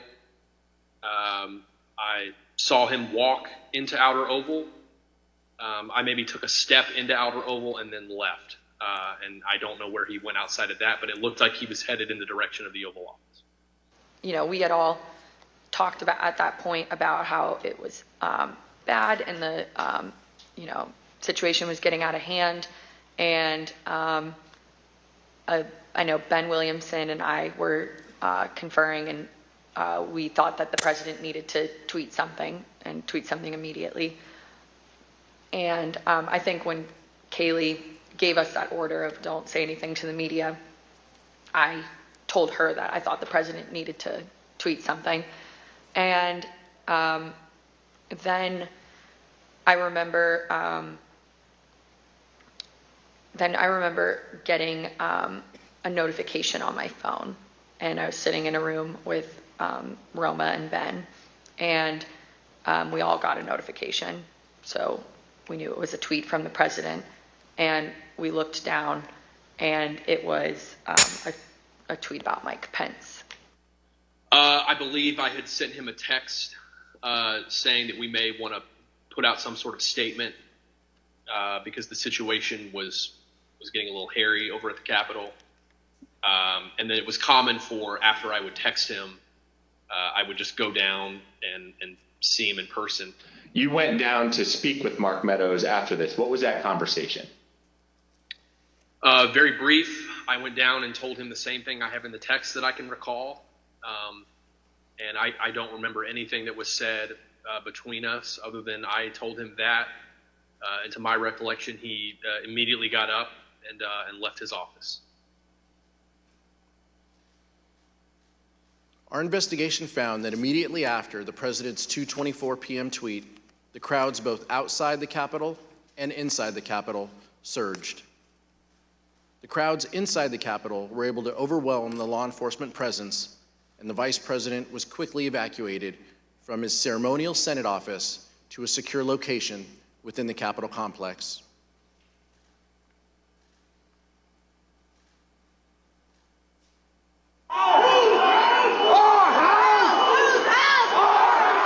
By 2:24 p.m., the Secret Service had moved Vice President Pence from the Senate chamber to his office across the hall. The noise from the rioters became audible, at which point we recognized that maybe they had gotten into the building. Then, President Trump tweeted, "Mike Pence didn't have the courage to do what should have been done to protect our country and our Constitution, giving states a chance to certify a corrected set of facts, not the fraudulent or inaccurate ones which they were asked to previously certify. USA demands the truth." It was clear that it was escalating and escalating quickly. So then when that tweet, the Mike Pence tweet, was sent out, I remember us saying that that was the last thing that needed to be tweeted at that moment. The situation was already bad, and so it felt like he was pouring gasoline on the fire by tweeting that. 30 seconds later, rioters already inside the Capitol opened the East Rotunda door just down the hall. And just 30 seconds after that, rioters breached the crypt, one floor below the vice president. The Secret Service couldn't control the situation and do their job of keeping him safe. At 2:26 p.m., Secret Service rushed Vice President Pence down the stairs.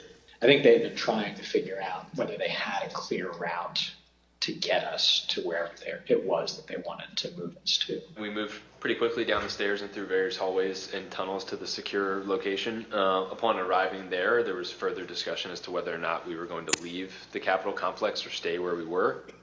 Vice President Pence and his team ultimately were led to a secure location where they stayed for the next 4.5 hours, barely missing rioters a few feet away.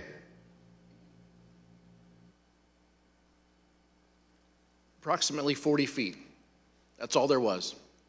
40 feet between the vice president and the mob. Mr. Jacob, you were there, seeing that for the first time. Does it surprise you to see how close the mob was to the evacuation route that you took? The 40 feet is the distance from me to you, roughly.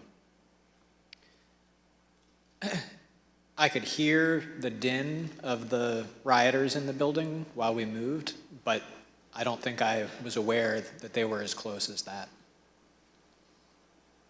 Make no mistake about the fact that the vice president's life was in danger. A recent court filing by the Department of Justice explains that a confidential informant from the Proud Boys told the FBI that the Proud Boys would have killed Mike Pence if given a chance.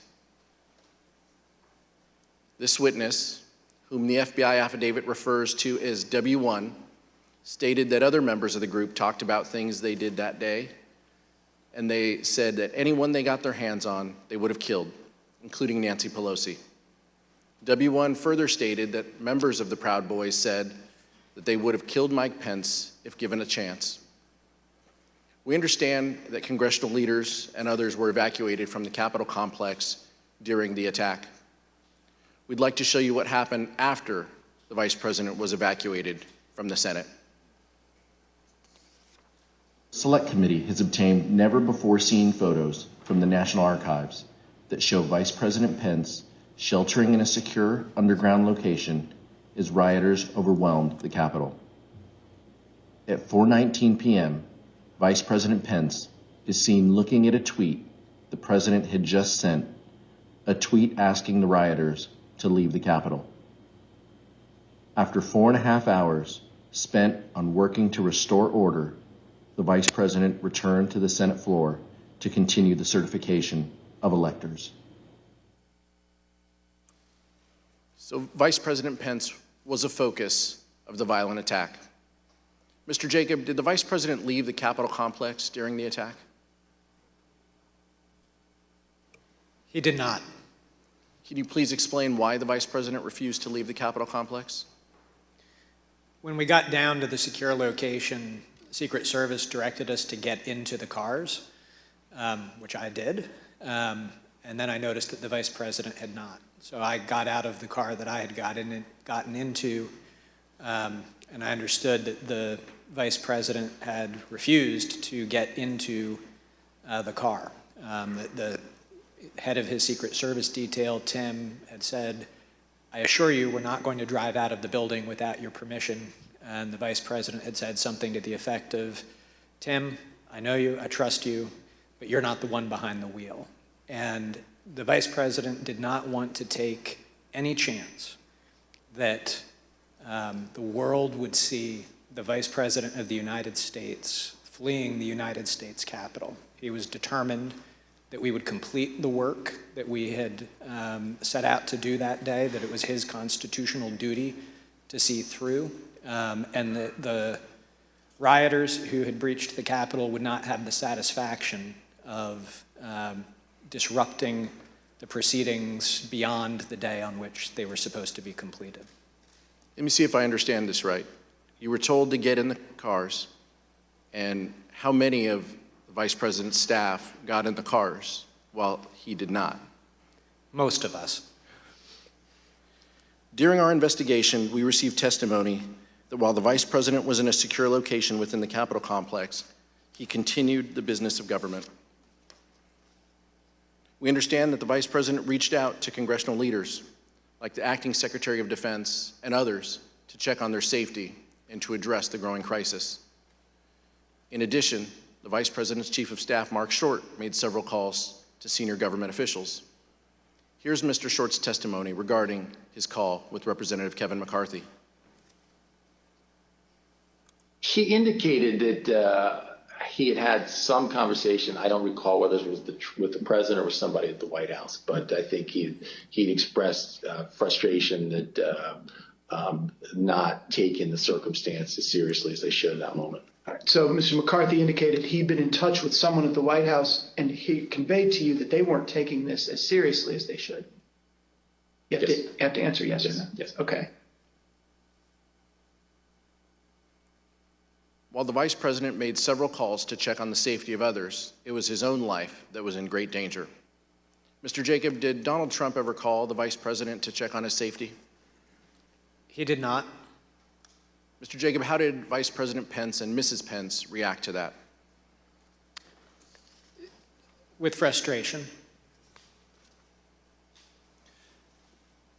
Mr. Jacob, immediately before you and the Vice President were evacuated to a secure location within the Capitol, you hit send on an email to John Eastman explaining why his legal theory about the Vice President's role was wrong. You ended your email by stating that, quote, "Thanks to your bullshit, we are now under siege." We'll take a look at that email. Now, Dr. Eastman replied, and this is hard to believe, but his reply back to you was, "The siege is because you and your boss," presumably referring to the Vice President of the United States, "did not do what was necessary to allow this to be aired in a public way so the American people can see for themselves what happened." Mr. Jacob, later that day you wrote again to Dr. Eastman. Let's show that email on the screen. In that email, you wrote, and I quote, "Did you advise the president that in your professional judgment, the vice president does not have the power to decide things unilaterally?" And you ended that email saying, "It does not appear that the president ever got the memo." Dr. Eastman then replied, "He's been so advised." And he ends his email with, quote, "But you know him. Once he gets something in his head, it's hard to get him to change course," close quote. Mr. Jacob, when Dr. Eastman wrote, "Once he gets something in his head, it's hard to get him to change course," did you understand the he in that email to refer to the President of the United States? I did.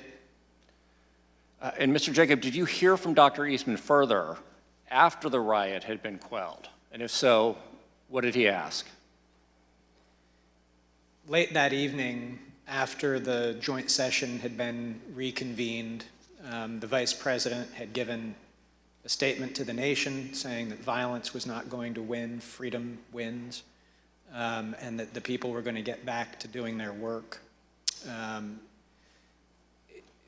Later that evening, Mr. Eastman emailed me to point out that, in his view, the vice president's speech to the nation violated the Electoral Count Act, that the Electoral Count Act had been violated because the debate on Arizona had not been completed in 2 hours. Of course, it couldn't be since there was an intervening riot of several hours. And that the speeches that the majority and minority leaders had been allowed to make also violated the Electoral Count Act because they hadn't been counted against the debate time. And then he implored me, now that we have established that the Electoral Count Act isn't so sacrosanct as you have made it out to be, I implore you one last time, can the Vice President please do what we've been asking him to do these last 2 days? Suspend the joint session, send it back to the states. And we'll show you the text of that email, which Dr. Eastman wrote at 11:44 p.m. on January 6th. So after the attack on the Capitol and after law enforcement had secured the Capitol, he still wrote, as you described, quote, "So now that the precedent has been set that the Electoral Count Act is not quite so sacrosanct as was previously claimed, I implore you to consider one more relatively minor violation and adjourn for 10 days to allow the legislatures to finish their investigations." So even after the attack on the Capitol had been quelled, Dr. Eastman requested, in writing no less, that the vice president violate the law by delaying the certification and sending the question back to the states. Is that correct, Mr. Jacob? It is. Did you eventually share Dr. Eastman's proposal with Vice President Pence?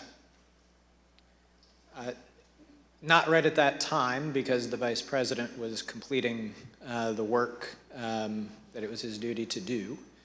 But a day or two later, back at the White House, I did show him that final email from Mr. Eastman. And what was Vice President Pence's reaction when you showed him the email where Dr. Eastman, after the attack on the Capitol, still asked that the vice president delay certification and send it back to the states? He said, "That's rubber room stuff." I'm sorry, Mr. Wood. He said it's rubber room stuff? Yes, Congressman. What did you interpret that to mean? I understood it to mean that after having seen play out what happens when you convince people that there is a decision to be made in the Capitol legitimately about who is to be the president and the consequences of that, that he was still pushing us to do what he had been asking us to do for the previous 2 days, that was certifiably crazy. We know that the vice president did not do what Dr. Eastman requested because he presided over the completion of the counting of electoral votes late in that evening. The number of electors appointed to vote for President of the United States is 538. Within that whole number, a majority is 270. The votes for President of the United States are as follows. Joseph R. Biden, Jr. of the state of Delaware has received 306 votes. Donald J. Trump of the state of Florida has received 232 votes. The whole number of electors appointed to vote for Vice President of the United States is 538. Within that whole number, a majority is 270. The votes for Vice President of the United States are as follows. Kamala D. Harris of the state of California has received 306 votes. Michael R. Pence of the state of Indiana has received 232 votes.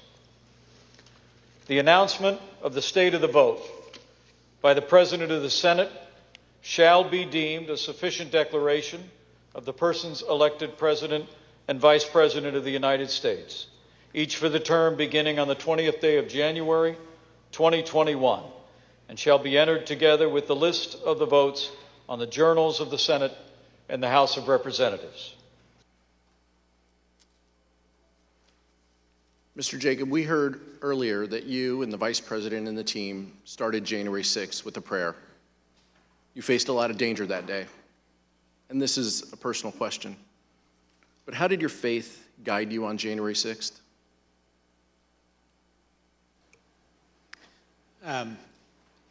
My faith really sustained me through it. I, down in the secure location, pulled out my Bible, read through it, and just took great comfort. Daniel 6 was where I went, and in Daniel 6, Daniel has become the second in command of Babylon, a pagan nation, but he completely faithfully serves. He refuses an order from the king that he cannot follow, and he does his duty consistent with his oath to God. And I felt that that's what had played out that day. It spoke to you? Yes. At the end of the day, Mark Short sent the vice president a text message with a Bible verse. Here's what he told the select committee. At 3:50 in the morning, when we finally adjourned and headed our own ways, I remember texting the vice president a passage from 2 Timothy chapter 4, verse 7 about, I fought the good fight, I've finished the race, I've kept the faith. He started his day with a prayer and ended his day with a Bible verse. I've fought the good fight, I've finished the race, I've kept the faith.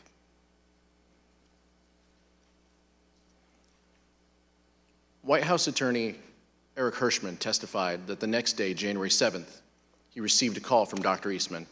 Here is Mr. Hirschman's account of that call. the day after, Eastman, I don't remember why he called me, or he texted me or called me, wanted to talk with me, and he said he couldn't reach others.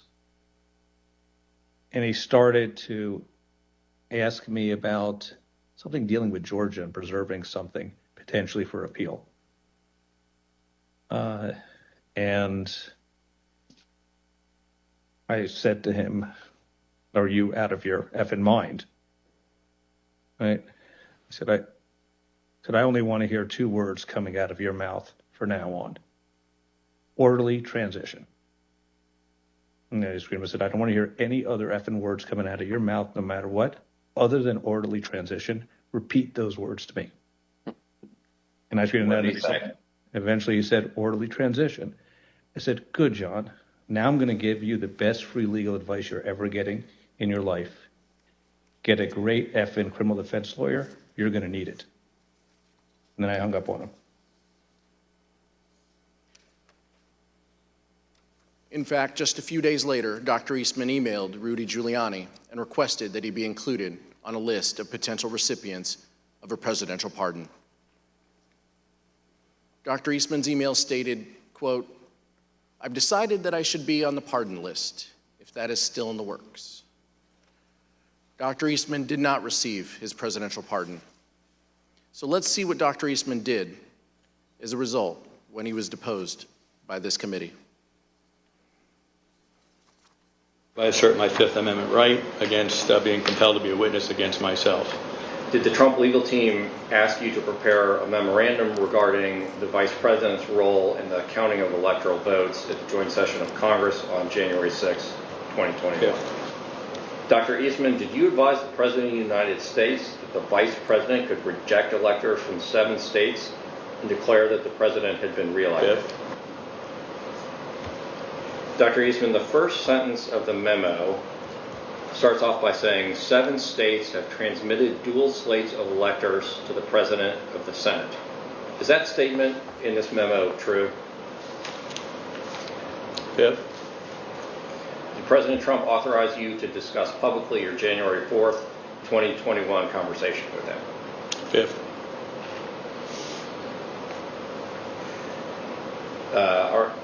So is it your position that you can discuss in the media direct conversations you had with the President of the United States, but you will not discuss those same conversations with this committee? Fifth. Dr. Eastman pled the fifth 100 times. Finally, let's hear from a federal court judge, the only one to date who has opined on whether the president was involved in criminal activity. Page 36 of Judge Carter's ruling says, quote, "Based on the evidence, the court finds it more likely than not that President Trump corruptly attempted to obstruct the joint session of Congress on January 6, 2021. Page 40 of the ruling says, quote, "Based on the evidence, the court finds that it is more likely than not that President Trump and Dr. Eastman dishonestly conspired to obstruct the joint session of Congress on January 6, 2021. And page 44, Dr. Eastman and President Trump launched a campaign to overturn a Democratic election, an action unprecedented in American history. Their campaign was not confined to the ivory tower. It was a coup in search of a legal theory."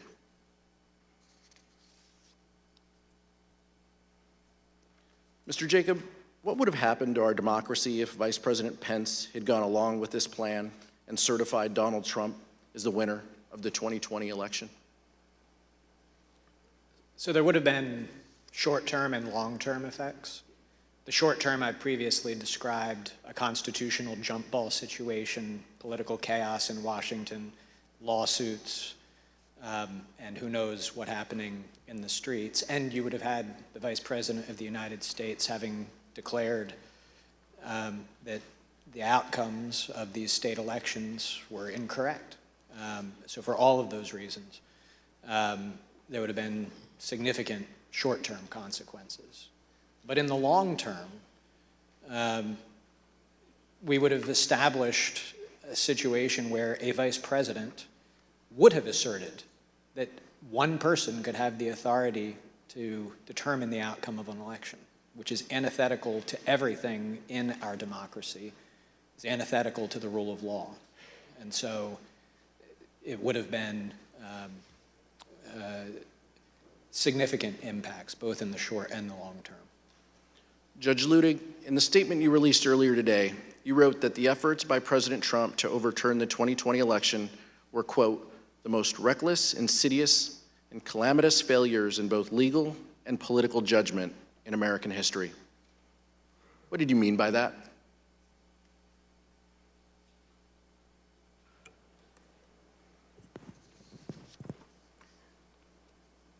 Exactly what I said, Congressman.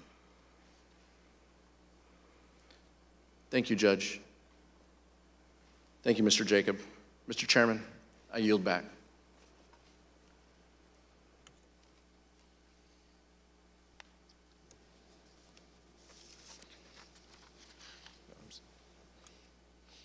Gentlemen. I'm sorry, Mr. Chairman. I want that back.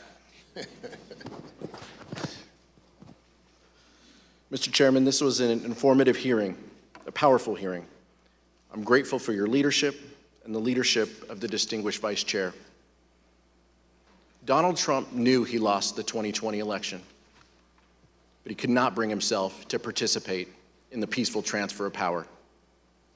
So he latched on to a scheme that, once again, he knew was illegal. And when the Vice President refused to go along with it, he unleashed a violent mob against him. When we began, I asked how we got to this place. And I think the answer to that question starts with the fact that people in positions of power put their political party before their country. It cannot be allowed to continue. I'll yield back now, Mr. Chairman. Thank you very much. Without objection, the chair recognizes the gentlewoman from Wyoming, Ms. Cheney, for a closing statement. Thank you very much, Mr. Chairman. Thank you to my colleague, Representative Aguilar, and thank you very much to our witnesses today, Mr. Jacob and Judge Ludig. Thank you for being here with us. We have seen so far in our hearings that President Trump knew that his claims of a stolen election were false. You have seen that he knew that Mike Pence could not legally refuse to count electoral votes, and you have seen what President Trump did to pressure Mike Pence into taking illegal action. Over the course of our next hearings, you will see information about President Trump's efforts, John Eastman efforts, the Trump legal team's efforts to apply pressure to Republican state legislatures, state officials, and others. Judge Carter has recently written, quote, Dr. Eastman's actions in these few weeks indicate that his and President Trump's pressure campaign to stop the electoral count did not end with Vice President Pence. It targeted every tier of federal and state elected officials. We will examine all of those threats, and we will examine the Trump team's determination to transmit materially false electoral slates from multiple states to officials of the executive and legislative branches of our government. We will examine the pressures put on state legislatures to convene to reverse lawful election results. An honorable man receiving the information and advice that Mr. Trump received from his campaign experts and his staff, a man who loved his country more than himself, would have conceded this election. Indeed, we know that a number of President Trump's closest aides urged him to do so.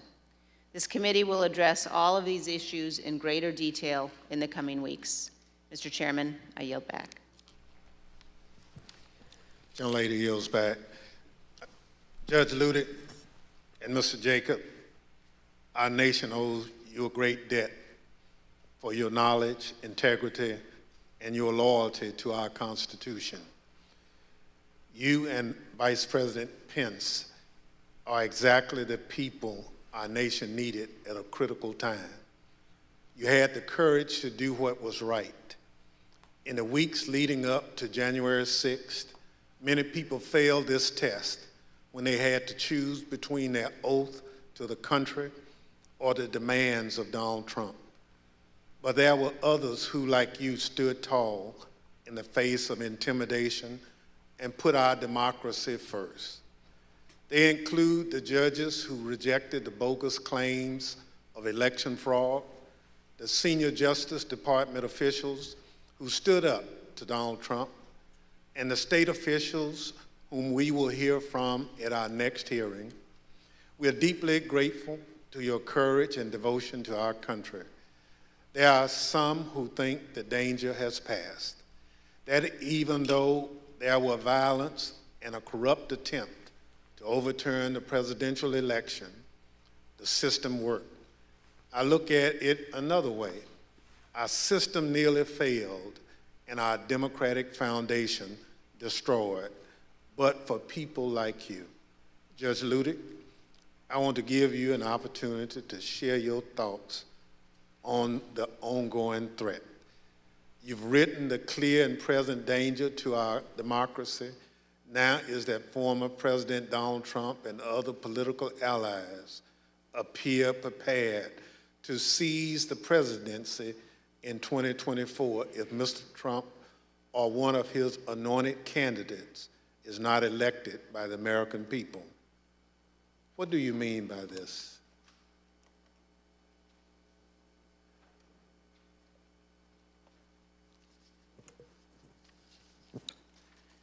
Mr. Chairman, I'm honored beyond words by your words. I was honored on January 6, 2021, then also honored beyond words to have been able to come to the aid of Vice President Mike Pence.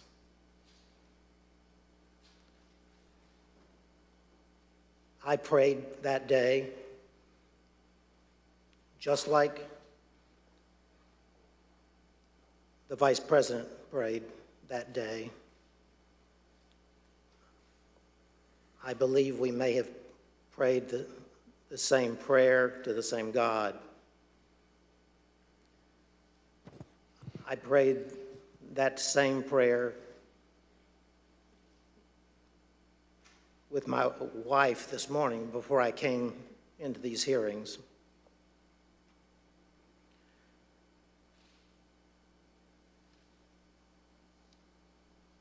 I have written, as you said,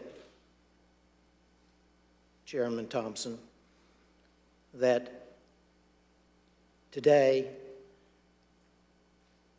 almost 2 years after that fateful day in January 2021, that still Donald Trump and his allies and supporters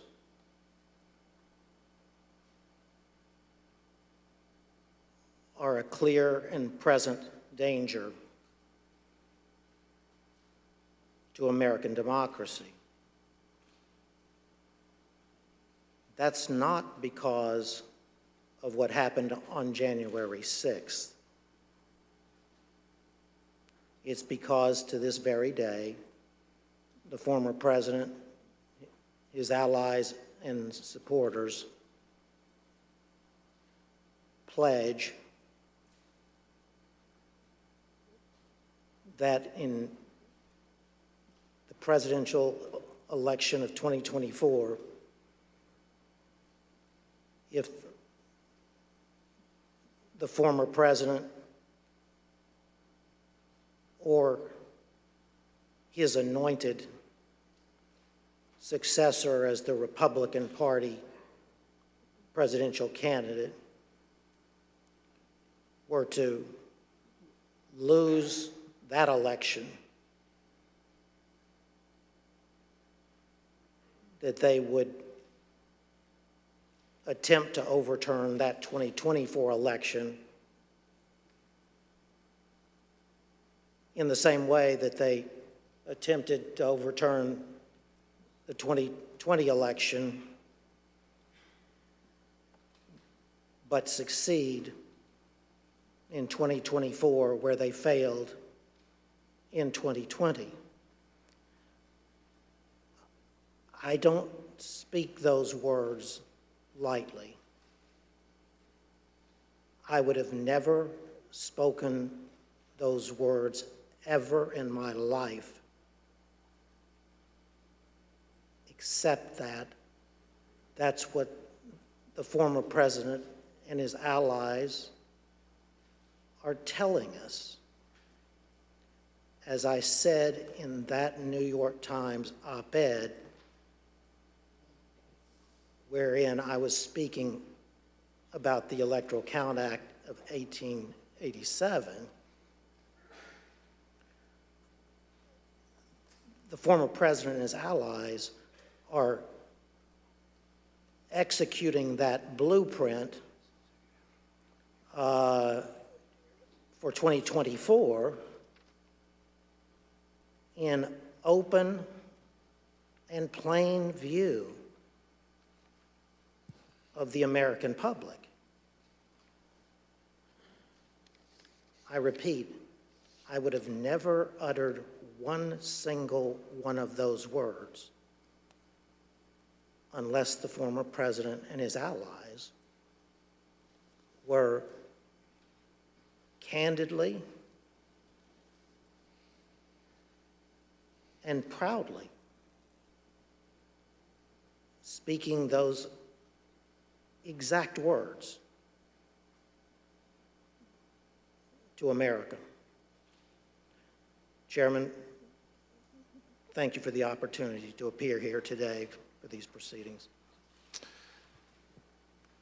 Thank you again, Judge Ludick. As a part of the Select Committee's charge to make recommendations that are informed by other investigative findings, we will be reviewing the views shared by Judge Ludick and other experts on potential improvements to the Electoral Count Act, among a range of other initiatives. I know the information we presented over the last week is shocking. The idea that a president of the United States would orchestrate a scheme to stay in power after the people have voted him out of office.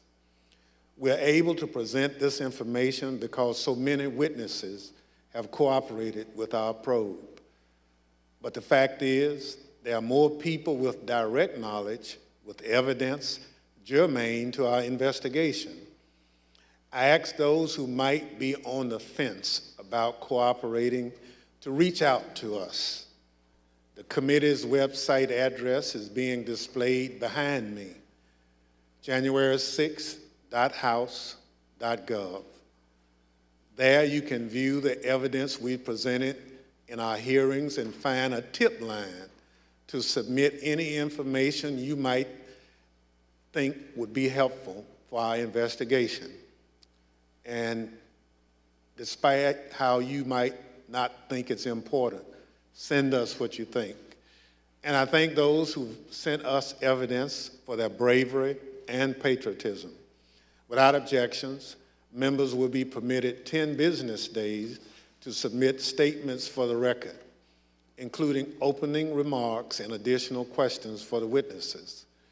The chair requests those in the hearing room remain seated until the Capitol Police have escorted members from the room. Without objection, the committee stands adjourned. Wow, okay. So, pretty wild hearing today. I just want to go over some of the more important points, and there are a few really important points here. I'm going to jump into that now. First, real quick, if you haven't yet subscribed to my channel, please subscribe. I'll be streaming these hearings as they continue to happen over the next few weeks. But a few things I want to cover here, and that is starting with John Eastman. Again, John Eastman is the lawyer responsible for this whole scheme that would suggest that Mike Pence has the ability to unilaterally decide not to certify the electoral votes. The fact that Eastman, once he had pushed forward this scheme, The guy then came back and asked for a presidential pardon. And I find that so telling because, like, this is proof of consciousness of guilt. He knew that what he was doing was illegal. He knew that what he was doing was corrupt. He knew that what he was doing was criminal. And yet not only pushed forward anyway, but then sent a message in writing asking for a presidential pardon. So sure was he that what he was doing was, like, steeped in illegality. So I find that, like, especially, remarkable for John Eastman. Also, I found it noticeable that throughout this process, I think when Eastman came to testify, he pled the fifth, like, I don't know, I've read somewhere online that he did it close to 100 times. Donald Trump himself said, like, what does it mean when you plead the fifth? Only the mob pleads the fifth. This guy knew exactly what he was doing. Obviously, there is a ton of evidence for the DOJ to charge John Eastman. I'm certain, I mean, I shouldn't say certain, I would bet anything that John Eastman was granted some type of a pardon by Trump that we don't know about. If he did, I would just say that it's highly unlikely that anything like that would actually hold up in court because it's predicated on criminal behavior and violating the Constitution. He said himself, one sentence that I think was so telling.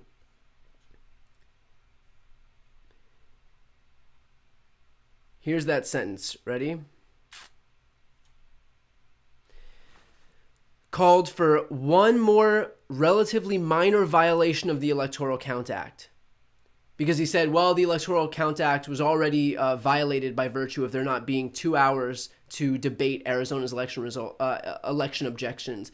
Of course, there weren't 2 hours of debate for Arizona's election objections because an insurrection had broken out in the chamber where the insurrectionists were looking to murder people. So that's why it was violated. And so he said, well, if you look at that insurrection right there, clearly a violation because they weren't able to do 2 hours of debate on the Arizona objection. And so let's just do, quote, one more relatively minor violation of the Electoral Count Act and do a 10-day delay. And of course, these delays, all they do is allow doubt to set in and, to keep hammering away at this idea that there was election theft. The longer they could wait, the more doubt they would be able to sow. That was the whole point of this. It was just feeding this bullshit narrative that they all knew was bullshit.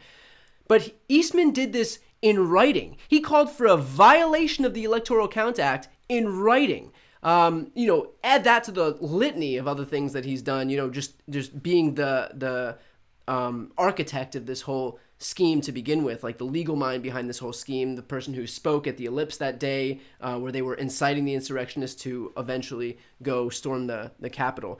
The idea that Eastman should leave this process, at the end of this process, should be free and not rotting in prison for the rest of his life would be the biggest miscarriage of justice that I've ever seen. Like, this guy deserves to spend the rest of his life in jail. That's my thoughts on John Eastman. They are surprisingly similar to my thoughts on Trump, but dear God, this guy doesn't deserve to live a single other day as a free person in this country. I think one notable quote, too, was White House counsel Hirschman had said to Eastman, quote, "Are you out of your effing mind? I only want to hear 2 words coming out of your mouth from now on, orderly transition." He goes on to say, "Now I'm going to give you the best free legal advice you're ever getting in your life. Get a great effing criminal defense lawyer." So again, there are 2 investigations happening at once here. You have the January 6th committee investigation and these hearings that are happening in public, and you have the DOJ investigation. One would imagine that they're working hand in glove, that, for all of these depositions that are happening with the January 6th committee, all of that information is given over to the DOJ. With all of these documents that are being released to the January 6th committee, I'm talking tens and tens and tens of thousands of documents. Those are being released to the DOJ. It's important because, this gives the DOJ access to so many more resources that they wouldn't have otherwise had. It's also important because we get to see it, and we get to put pressure onto prosecutors to do the right thing and hold these people accountable. So that's why all of this is so important. I know that people are, thinking like, okay, we already know what happened on January 6th, or, okay, this stuff is happening with regard to January 6th, but nothing's going to come of it anyway. Well, just by virtue of us seeing and being able to apply that pressure and this stuff getting so much attention and so many views on both TV and on the internet, this is doing that job inherently. Like this is putting that pressure on the DOJ in real time. So I think that these hearings are super important. I'm glad that people are paying attention. I had 20,000 people on this stream today at one time. So that's a testament to the fact that, which is, by the way, more than I had on the primetime hearing stream. So people are paying attention to this stuff. They care about this stuff. The prosecutors are feeling that pressure. There is no doubt about that. So whether they will then, see all of this evidence against Eastman and charge him remains to be seen. But my God, the January 6th committee has laid this case out, has handed it to them on a silver platter. It would be just devastating. Not only it would be devastating if Eastman comes out of this in any way being able to walk. That would be a pretty horrific, like I said before, miscarriage of justice. I think something else that was pretty remarkable from this hearing is this whole idea that the vice president, Pence's team, had conferred with Trump's team and told them that they do not agree with this idea that Trump was putting forward with the help of Eastman, that the vice president has the authority to unilaterally disregard the electoral votes that were cast from each state. They made it clear that they don't agree with that sentiment. And the very next day, Trump sent a tweet saying that he and Pence were in total agreement. That's a quote, total agreement, that Pence had the, quote, power to act. And so again, just one more example showing how these people had the facts because they had this conversation. They knew that Pence and Trump were not in total agreement, and yet opted to disregard those facts in order to spread the big lie anyway, in order to suggest that Pence had the power to overturn the election results anyway. And then the other examples, spreading the lie that the state legislators had the ability to send separate slates of electors, spreading the lie that the big lie itself, inciting an insurrection of the Capitol. All of this was done despite knowing the facts. And so all we get from these hearings over and over and over again are more examples of the fact that the people who were responsible for all of this, what Judge Ludig called, I think he called it criminal mischief or constitutional mischief. Let me see if I can find that quote. Constitutional mischief. All of the people who were responsible for that didn't do it because they believed it, even though that'll be their defense. They did it because they were trying to defraud people, and they had corrupt intent because they knew the truth, because they were told the truth. They were told the truth by all of their people surrounding them in their inner circles, and we know that because we're seeing these taped depositions where these people under oath can't lie. And so we know, thanks to these depositions, that Jason Miller and Alex Cannon and Mark Short and Ivanka and Jared, all these people conceded the truth about there being no fraud, about Trump knowing that there was no path to victory, about them having these conversations behind the scenes, and then turning around and publicly saying the complete opposite because they were looking to defraud people. They knew the truth and yet opted to lie anyway. And I think that's the most important thing that this committee can continue hammering home, that they can continue laying out. We're seeing more and more and more of these people who knew the reality of this situation and yet just chose to lie to these people instead, ultimately resulting in a coup attempt at the U.S. Capitol. That's why these committee hearings are so important, and that's why they'll continue to show this stuff. For next committee's hearing, we're going to hear about the state legislators who were called to the White House. We know very little about that other than what we saw publicly, which I believe was the Michigan Senate president, state Senate president, and maybe assembly leader. I might be getting those wrong, those positions, but we're called to the White House, of course, which was going to be to discuss the idea of sending an alternate slate of electors or refusing to certify the electoral votes from their state. So we'll hear that in the next hearing, which I believe is Tuesday afternoon.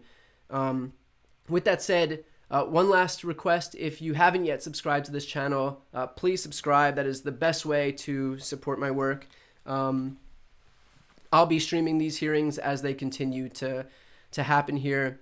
And one last thing is to thank you for like watching on this stream. I know there's a ton of places to watch, so I really appreciate you tuning in here and taking my take for what it's worth. So thank you. We'll leave it at that, and just hit the subscribe button and join me for the next live stream here. Thanks so much, everybody.